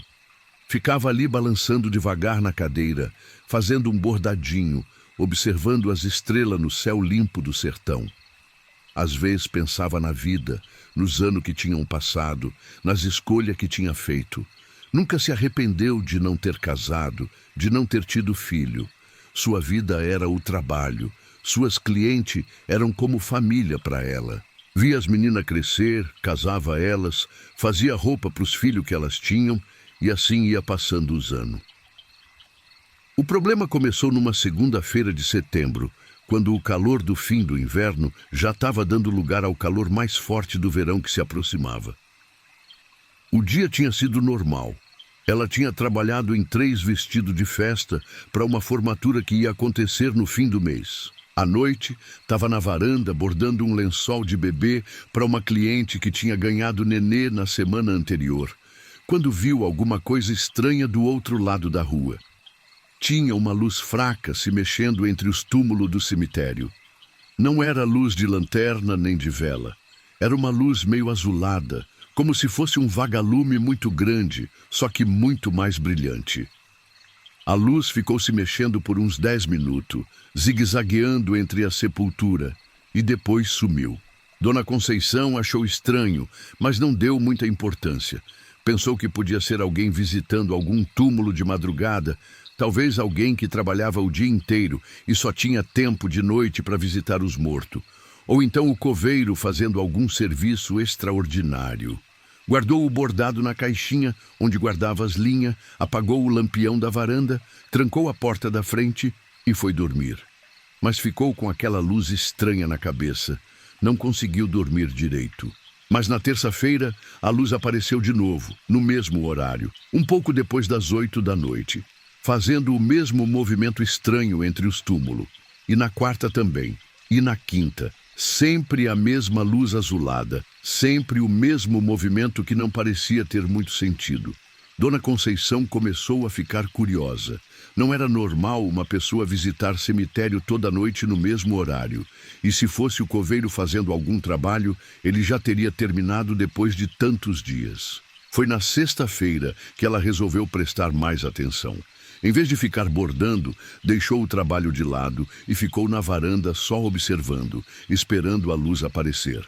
Quando ela surgiu, Dona Conceição tentou acompanhar o movimento para ver se conseguia entender o que era.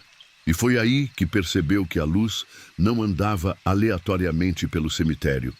Tinha um padrão, um caminho certo que seguia toda a noite. A luz começava sempre no mesmo lugar, num túmulo que ficava perto do portão principal, do lado direito de quem entrava. Dali, ela começava a se mexer entre a sepultura, mas não de qualquer jeito.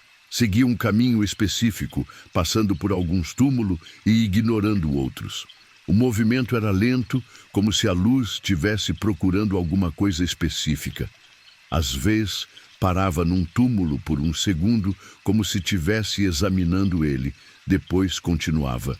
Outras vezes, passava direto, sem parar. O caminho terminava sempre no mesmo lugar, num mausoléu grande que ficava no fundo do cemitério, no meio de uns cipreste alto que dava uma sombra escura mesmo durante o dia.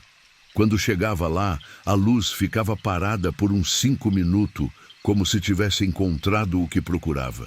Depois de ficar parada no mausoléu, a luz voltava pelo mesmo caminho, passando pelos mesmos túmulos, até chegar no ponto de partida. E aí ela sumia, como se tivesse se apagado de repente. Dona Conceição ficou ainda mais curiosa.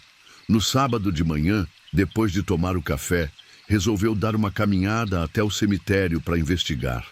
Queria ver qual era o túmulo onde a luz sempre aparecia e sumia, e qual era o mausoléu do fundo onde ela sempre parava. O coveiro, seu Raimundo, era conhecido dela há muitos anos. Era um homem simples, de uns 60 anos, que cuidava do cemitério com muito respeito e carinho. Quando viu Dona Conceição chegando, veio cumprimentar ela. Bom dia, Dona Conceição. Que bom ver a senhora por aqui.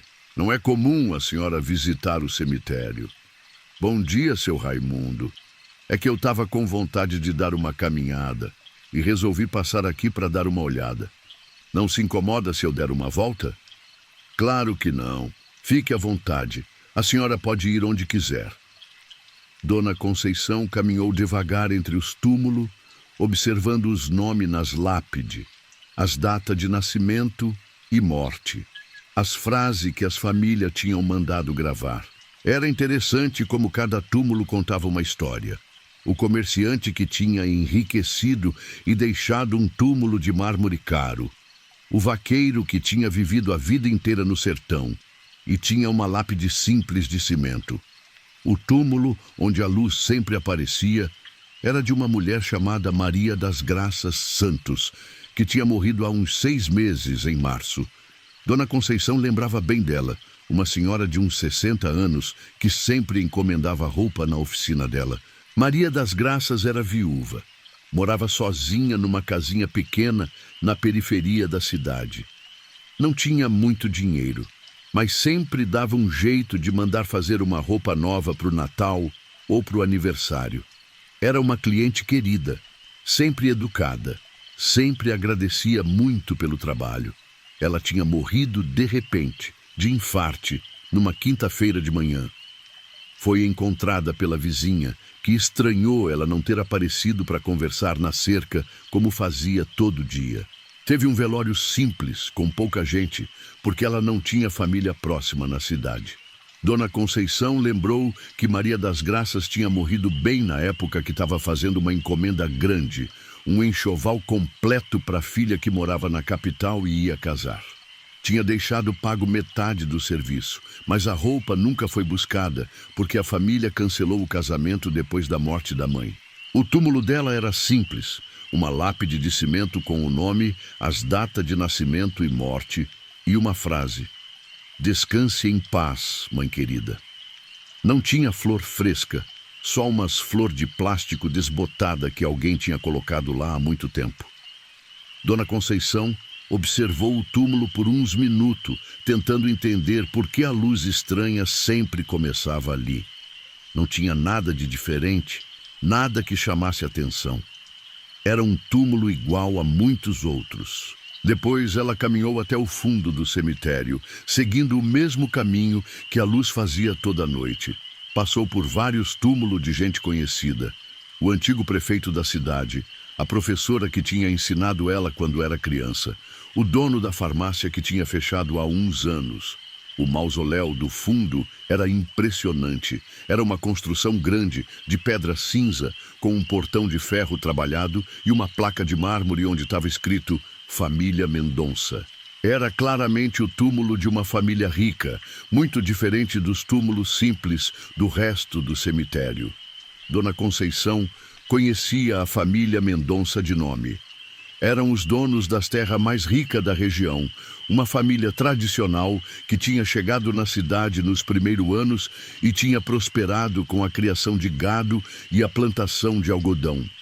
O patriarca da família, Antônio Mendonça, tinha morrido há uns 10 anos e desde então a família tinha se espalhado.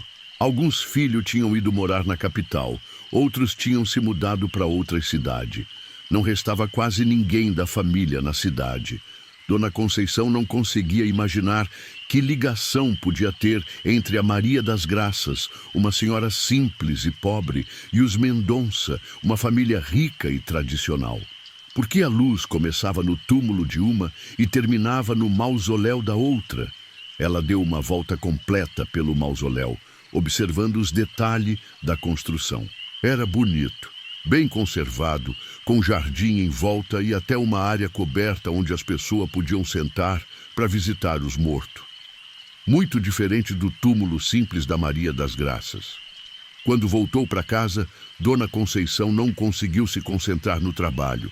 Ficou o dia inteiro pensando na luz estranha, no túmulo da Maria das Graças, no mausoléu dos Mendonça.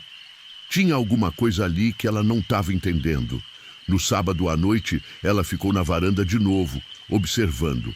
A luz apareceu como sempre, fez o mesmo percurso, parou no mausoléu dos Mendonça.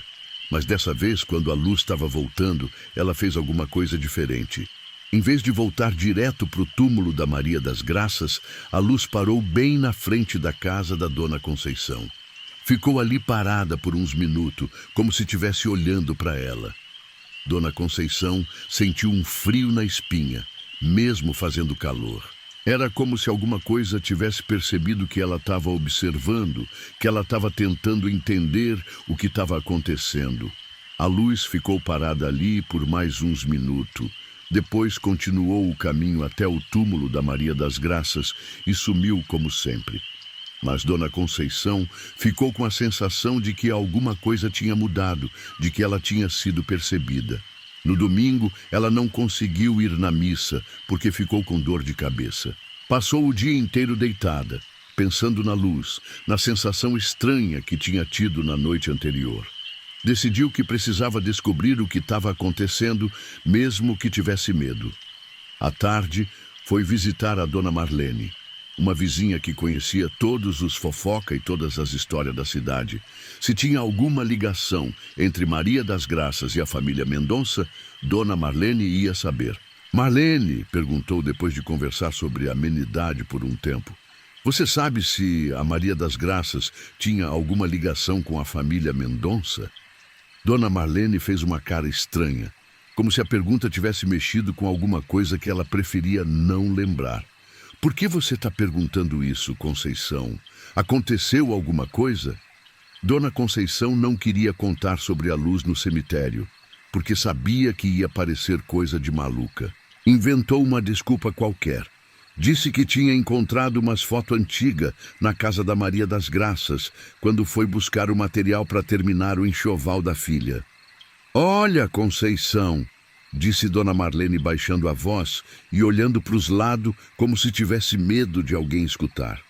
Tem uma história aí que pouca gente sabe. É uma coisa meio delicada, que o pessoal não gosta de comentar. Que história?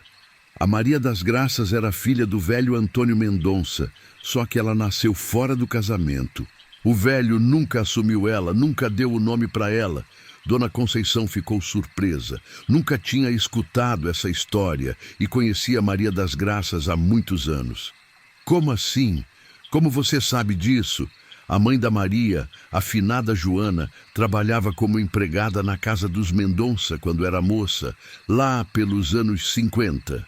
Era uma menina bonita, trabalhadora, e o velho Antônio se interessou por ela. Dona Marlene parou para tomar um gole de café, como se precisasse de coragem para continuar a história.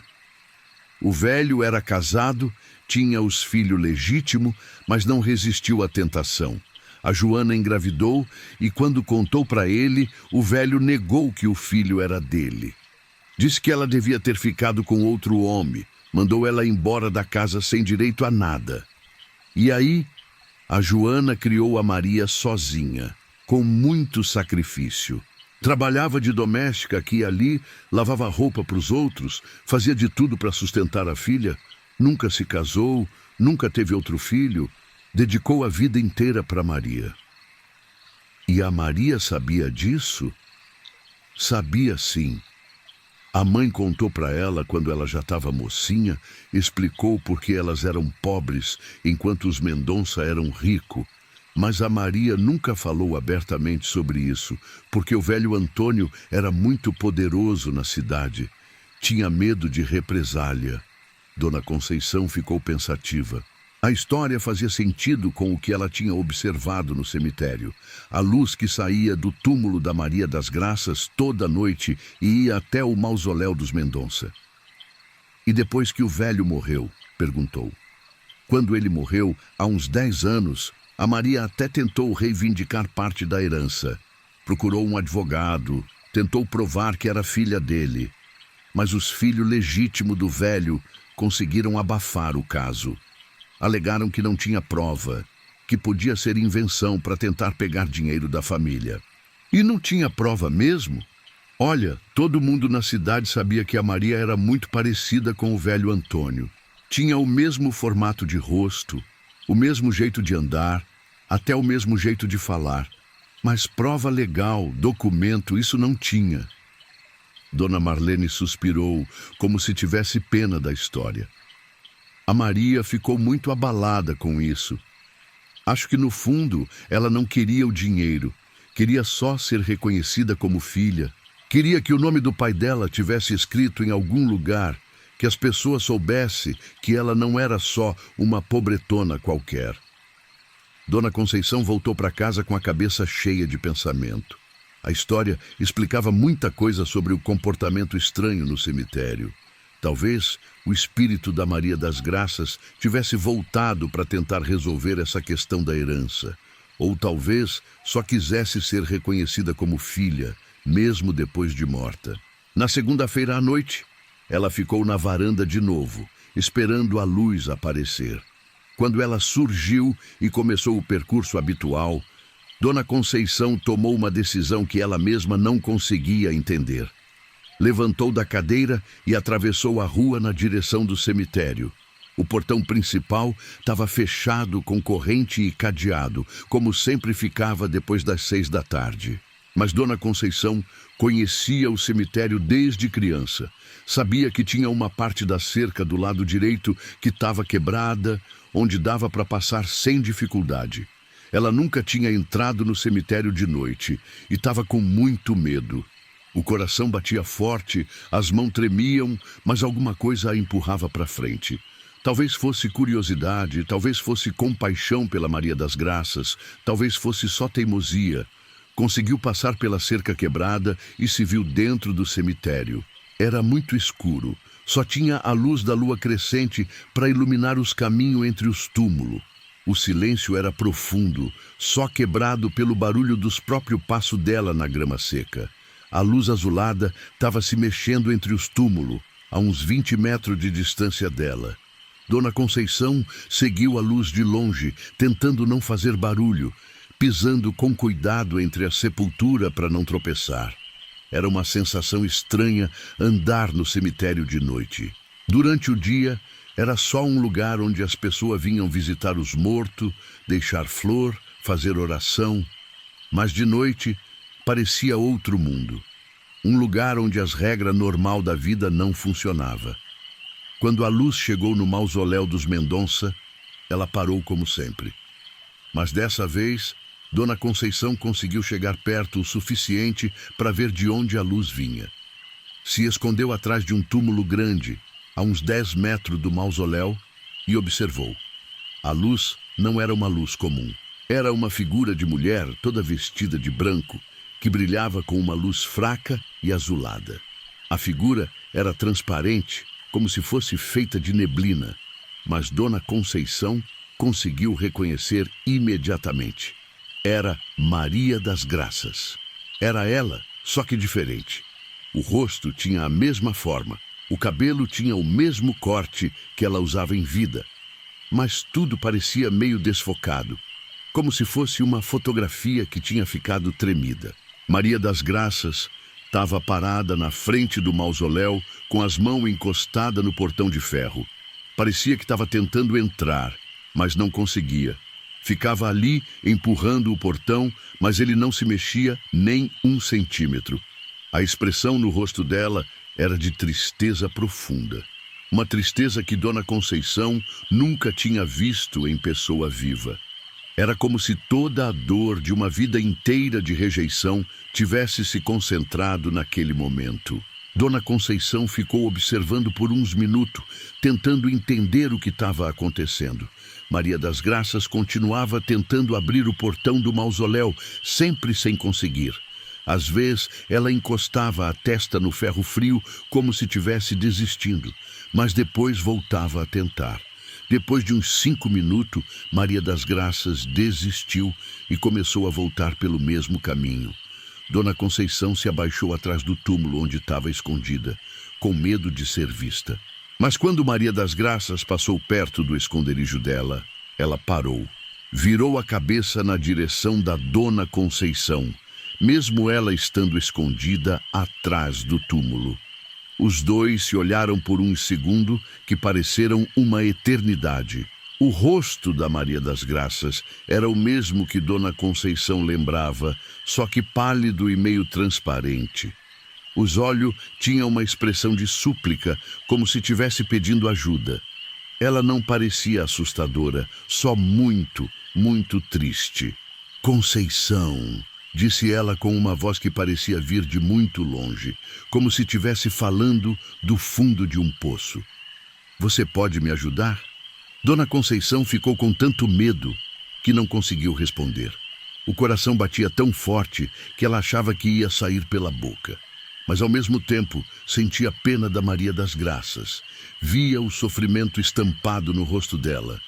Maria das Graças se aproximou mais, sempre com aquela luz fraca em volta do corpo. Quando chegou perto, Dona Conceição conseguiu sentir uma friagem, como se a temperatura tivesse caído vários graus de repente. Eu preciso entrar lá, disse ela apontando para o mausoléu com uma mão que parecia feita de fumaça. Preciso ficar perto do meu pai, mas não consigo abrir o portão. Por que você não descansa em paz no seu túmulo? Perguntou Dona Conceição, finalmente conseguindo falar, mesmo com a voz tremendo. Porque eu nunca fui reconhecida como filha dele. Nunca pude usar o nome dele. Nunca pude ser enterrada junto com a família. Passei a vida inteira sendo tratada como bastarda, como se não valesse nada. A voz da Maria das Graças tinha uma dor que cortava o coração de quem escutava. Agora que morri, quero pelo menos ficar perto dele.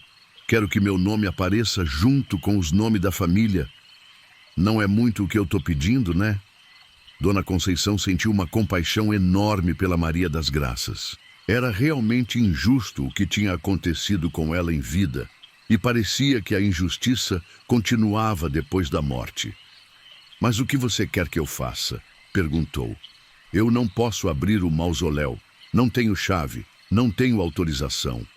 Você é costureira, não é? Sabe trabalhar com agulha e linha? Dona Conceição não entendeu a ligação. Sei, claro. Trabalho com isso a vida inteira.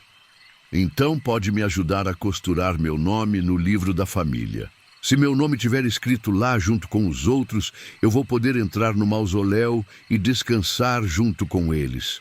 Dona Conceição continuava sem entender direito o que Maria das Graças estava falando. Que livro era esse? Como ela ia costurar um nome num livro? O livro da família fica dentro do mausoléu, explicou Maria das Graças, como se tivesse lido o pensamento dela. É um livro de couro grosso, onde está escrito o nome de todos que estão enterrados lá, com as datas de nascimento e morte. Mas como eu vou entrar no mausoléu? Ele deve estar trancado. Você vai encontrar um jeito. Você sempre foi muito esperta com essas coisas. E quando conseguir entrar, você vai ver o livro numa mesinha ao lado do altar. É só escrever meu nome completo. Maria das Graças Mendonça. Dona Conceição ficou surpresa. Mendonça? Mas você nunca usou esse nome. Porque nunca me deixaram usar. Mas é meu por direito. Sou filha do Antônio Mendonça, mesmo que ele nunca tenha assumido. E agora quero que isso fique registrado. Maria das Graças se aproximou ainda mais e Dona Conceição pode ver os detalhes do rosto dela. Era realmente ela, mas com uma expressão de súplica que partia o coração. Por favor, Conceição, você foi sempre boa comigo, sempre me tratou com respeito. Me ajuda a conseguir o que nunca tive em vida, ser reconhecida como filha. Depois disso, ela começou a se afastar, ficando cada vez mais transparente. Você vai encontrar um jeito, disse ela antes de desaparecer completamente. Você sempre encontra um jeito para tudo. Dona Conceição ficou sozinha no cemitério, com o coração ainda batendo descompassado. Levou uns minutos para conseguir se mexer. Depois voltou para casa com a cabeça cheia de pensamento. Passou a semana inteira pensando no pedido da Maria das Graças. Não conseguia tirar da cabeça a tristeza que tinha visto no rosto dela, a súplica na voz. Era uma mulher que só queria ser reconhecida como filha, mesmo depois de morta. Durante o dia, tentava se concentrar no trabalho, mas ficava distraída. As clientes notaram que ela estava diferente, meio aérea, não prestava atenção nas conversas como sempre fazia. A senhora está bem, Dona Conceição? Perguntou Dona Rosa, uma cliente que encomendava roupa regularmente. Tá meio estranha esses dias. Tô bem sim, Dona Rosa. É só um pouco de cansaço. A idade vai chegando e o corpo vai sentindo. Mas não era cansaço. Era a história da Maria das Graças que não saía da cabeça dela. Uma filha não reconhecida, que tinha passado a vida toda sofrendo por causa da covardia do pai e que agora não conseguia descansar em paz. Na segunda-feira seguinte, Dona Conceição tomou uma decisão. Ia tentar ajudar Maria das Graças, mesmo não sabendo direito como. Foi conversar com seu Raimundo, o coveiro, para ver se ele sabia alguma coisa sobre esse livro da família. Seu Raimundo, disse ela depois de cumprimentar, o senhor sabe se as famílias ricas da cidade têm costume de deixar algum tipo de registro dentro dos mausoléus? Seu Raimundo coçou a cabeça pensativo. Olha, Dona Conceição, algumas famílias têm sim. É um costume antigo deixar um livro com o nome de todos que estão enterrados ali, com as datas importantes, às vezes até com foto. E a família Mendonça tem isso? Tem sim. Eu já entrei lá algumas vezes para fazer limpeza e conserto e tem um livro bonito numa mesinha ao lado do altar. Por que a senhora está perguntando? Dona Conceição tinha preparado uma desculpa. É que eu estava pensando em fazer um trabalho de pesquisa sobre as famílias antigas da cidade. A filha da Maria das Graças me pediu para investigar a genealogia da família dela. Não era mentira completa. A filha da Maria das Graças realmente existia, morava na capital e talvez tivesse interesse em saber mais sobre a história da família. E como eu faço para entrar no mausoléu dos Mendonça? Seu Raimundo olhou para ela com um pouco de desconfiança. Por que a senhora quer entrar lá, Dona Conceição? Não é lugar para a pessoa ficar passeando. É só para dar uma olhada rápida no livro, seu Raimundo. Prometo que não vou mexer em nada. Só quero anotar algumas informações. Seu Raimundo ficou pensativo por um tempo. Conhecia Dona Conceição há muitos anos. Sabia que ela era uma pessoa séria e confiável. Olha, eu tenho a chave de todos os mausoléus, para caso precise fazer limpeza ou conserto. Posso deixar a senhora dar uma olhada lá dentro, mas tem que ser rápido, tá bom? E não pode comentar com ninguém que eu deixei a senhora entrar. Pode deixar, seu Raimundo. Vai ficar só entre a gente. Na terça-feira de tarde, quando não tinha ninguém no cemitério, seu Raimundo levou Dona Conceição até o mausoléu dos Mendonça. Abriu o portão de ferro com uma chave grande e antiga e deixou ela entrar. A senhora tem uns 20 minutos, disse ele. Depois disso eu tenho que fechar, porque se alguém passar e ver o mausoléu aberto, vai dar problema. Lá dentro era diferente do que Dona Conceição tinha imaginado. Era maior do que parecia por fora, com pé direito alto e janela pequena que deixava entrar um pouco de luz. As paredes eram de pedra lisa e tinha várias gavetas de mármore onde ficava os caixão da família. Cada gaveta tinha uma placa com o nome, as datas de nascimento e morte e uma frase. Antônio Mendonça, 1920-2013, patriarca respeitado, pai amoroso. Helena Mendonça, 1925-2010, esposa dedicada, mãe carinhosa. E assim por diante. No centro do mausoléu tinha um altar pequeno com uma imagem de Nossa Senhora, algumas velas e um vaso com flor artificial.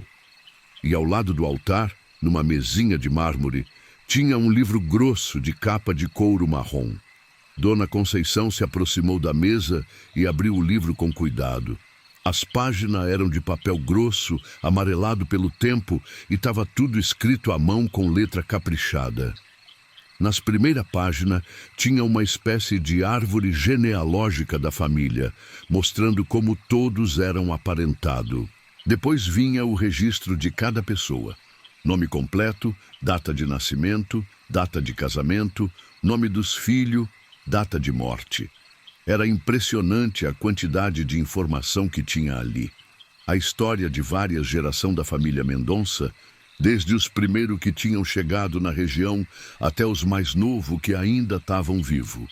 Na última página com escrita estava o registro do velho Antônio Mendonça. Antônio Carlos Mendonça, nascido em 15 de março de 1920, casado com Helena Santos Mendonça, em 10 de junho de 1945, pai de Carlos Eduardo, José Roberto e Ana Maria, falecido em 20 de agosto de 2013. Não tinha nenhuma menção a Maria das Graças. Era como se ela não tivesse existido na vida do velho Antônio. Depois do registro dele, as páginas estavam em branco.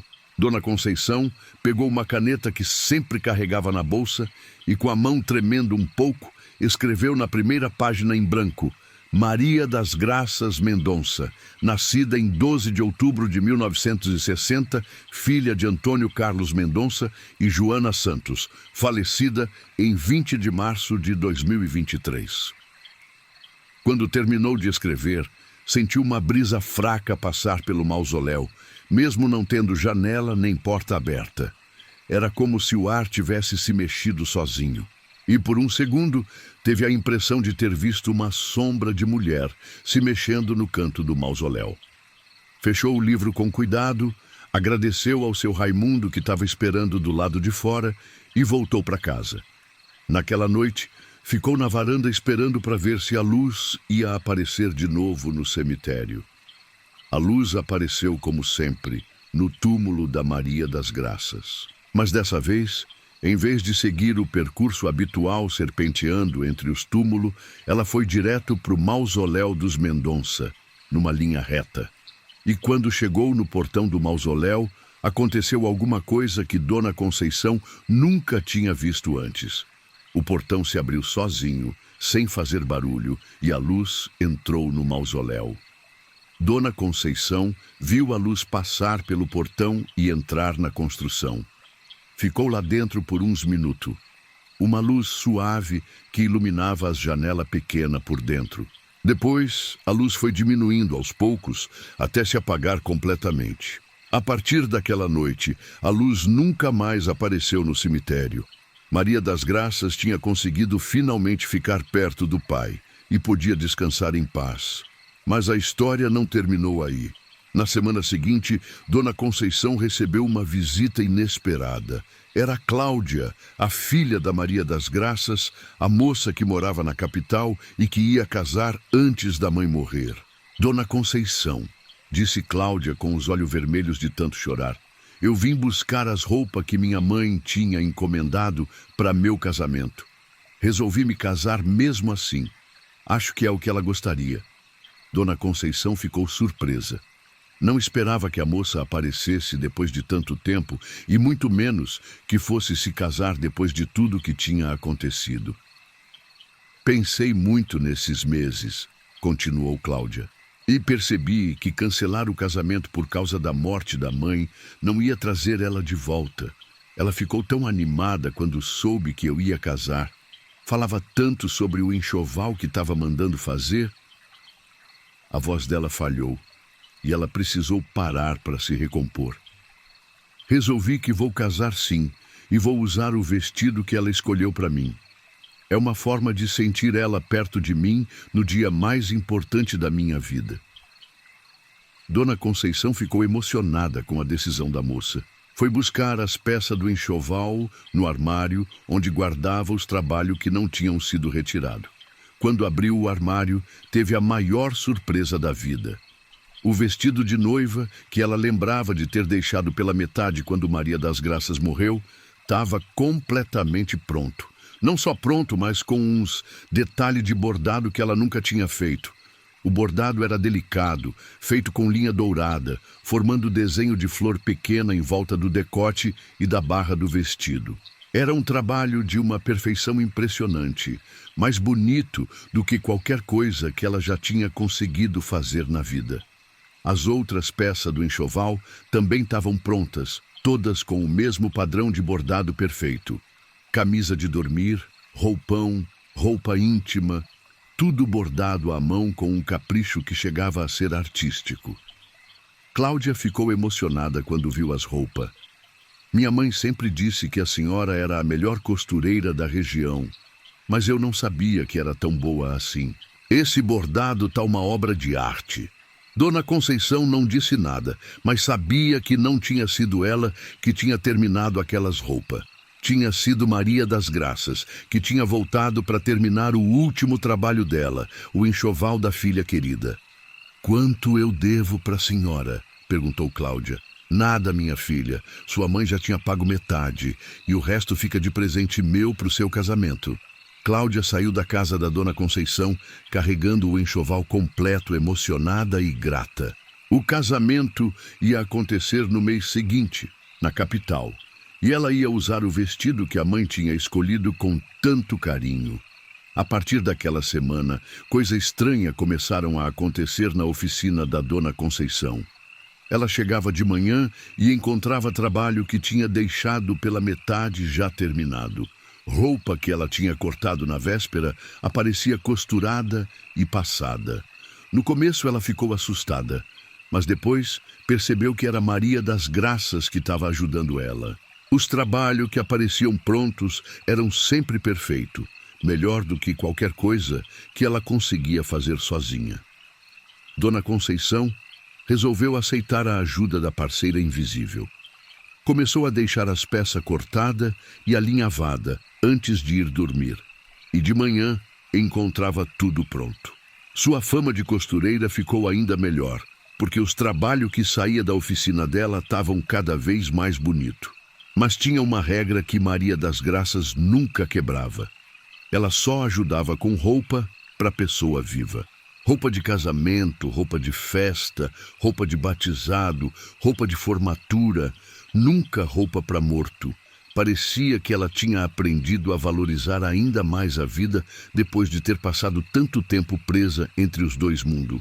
Às vezes, quando Dona Conceição estava trabalhando sozinha de tarde, escutava um barulhinho de máquina de costura vindo do quarto dos fundos, como se alguém tivesse costurando lá. Mas quando ia ver, não tinha ninguém.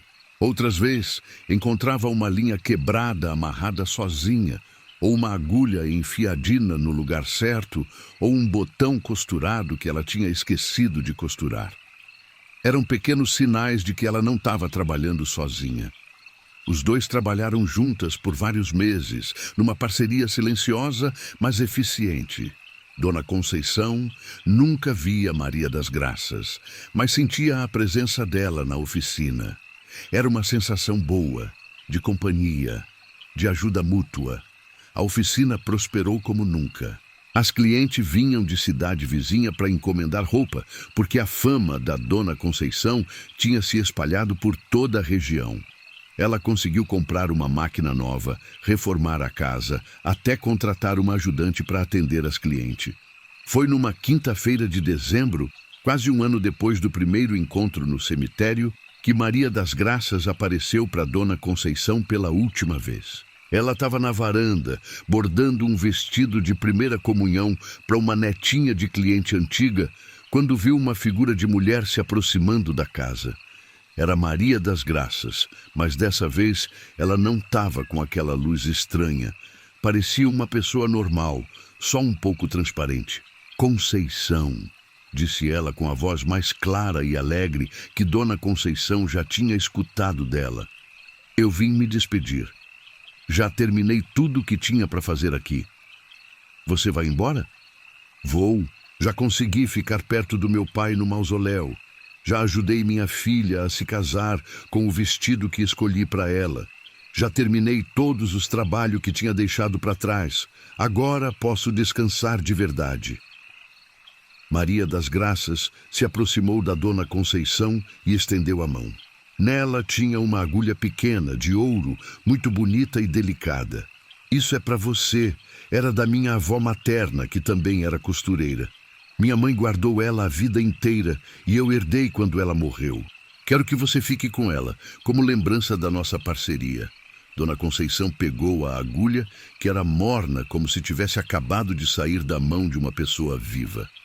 Era bonita, com cabo trabalhado e ponta bem fina. "Obrigada por tudo, Conceição. Por ter me ajudado a encontrar meu lugar junto da família, por ter me deixado terminar meus trabalhos. Você tem um coração bom. Sempre tratou todo mundo com respeito." Maria das Graças sorriu, um sorriso de paz, que Dona Conceição nunca tinha visto nela, nem em vida, nem depois de morta. Minha filha está feliz no casamento, usando o vestido que a gente fez juntas. Isso me deixa em paz. E você vai continuar fazendo roupa bonita para as pessoas da cidade, espalhando alegria por aí. Ela fez menção de se afastar, mas antes parou e olhou para Dona Conceição mais uma vez. E se algum dia você precisar de alguma coisa, é só ir no cemitério e conversar comigo. Eu não vou poder aparecer como hoje, mas vou escutar. A gente sempre vai ser parceira, né? Depois disso, Maria das Graças desapareceu para sempre. Dona Conceição nunca mais sentiu a presença dela na oficina. Nunca mais encontrou trabalho terminado de manhã. Mas a agulha de ouro que ela tinha ganhado era especial. Qualquer roupa que ela costurava com aquela agulha ficava perfeita, como se tivesse magia na costura. Os pontos ficavam mais regular, o tecido não enroscava, a linha não quebrava. Era como se a habilidade da Maria das Graças tivesse ficado guardada na agulha. Dona Conceição passou a usar a agulha de ouro só nos trabalhos mais importantes: vestido de noiva, roupa de batizado, fantasia de primeira comunhão, roupa de formatura. Era uma forma de honrar a memória da parceira que tinha ajudado ela por tanto tempo. Com o tempo, a história da parceria entre Dona Conceição e Maria das Graças se espalhou pela cidade. O pessoal começou a dizer que a oficina da Dona Conceição era abençoada, que tinha proteção de quem sabia trabalhar bem. Mas Dona Conceição nunca contou os detalhes da história para ninguém. Só dizia que tinha aprendido algumas técnicas novas, que tinha se aperfeiçoado no trabalho. Achava que era melhor assim, porque nem todo mundo ia entender a beleza da parceria que ela tinha tido. Às vezes, quando estava costurando com a agulha de ouro, Dona Conceição lembrava dos meses que tinha trabalhado junto com Maria das Graças. Eram lembranças boas, de uma amizade que tinha ido além da vida e da morte. E até hoje, quando alguém precisa de uma roupa muito especial, muito importante, procura a Dona Conceição. Porque todo mundo sabe que ela tem uma ajuda especial, uma técnica que vem de longe, passada de costureira para costureira através dos tempos. A agulha de ouro ainda está lá, guardada numa caixinha especial, forrada de veludo, só usada nas ocasiões mais importantes. E dizem que quando Dona Conceição costura com ela, dá para ouvir um barulhinho baixinho, como se duas máquinas estivessem funcionando junto na oficina. De vez em quando, uma cliente nova chega na oficina perguntando se a Dona Conceição faz roupa para defunto. E ela sempre responde a mesma coisa: "Não, minha filha, eu trabalho é para quem está vivo. Morto não precisa de roupa nova, precisa é de oração e saudade." Mas no fundo, ela sabe que faz roupa para os vivos, porque aprendeu com Maria das Graças que a vida é preciosa, que cada momento tem que ser celebrado, que cada pessoa merece se sentir bonita e especial. Na casa da frente do cemitério, a luz da oficina continua acesa até tarde, e a máquina de costura continua cantando sua música de linha e agulha. Porque o trabalho da Dona Conceição nunca termina. E agora ela sabe que carrega consigo a memória e a habilidade de uma parceira que encontrou a paz. Porque tem parceria que vai além da vida, tem trabalho que conecta as pessoas mesmo depois da morte. E tem amor que fica para sempre, costurado na memória de quem soube reconhecer o valor de uma pessoa, mesmo quando o mundo inteiro tinha esquecido dela. Maria das Graças encontrou sua paz, seu lugar junto da família, seu reconhecimento como filha. E Dona Conceição ganhou não só uma parceira de trabalho, mas a certeza de que fazer o bem sempre volta para a gente, de uma forma ou de outra. E se você algum dia passar por Bom Jesus do Agreste e precisar de uma roupa especial, procure a casa da frente do cemitério. Lá você vai encontrar a melhor costureira da região, que trabalha com uma agulha de ouro e carrega no coração a história de uma amizade que nem a morte conseguiu separar.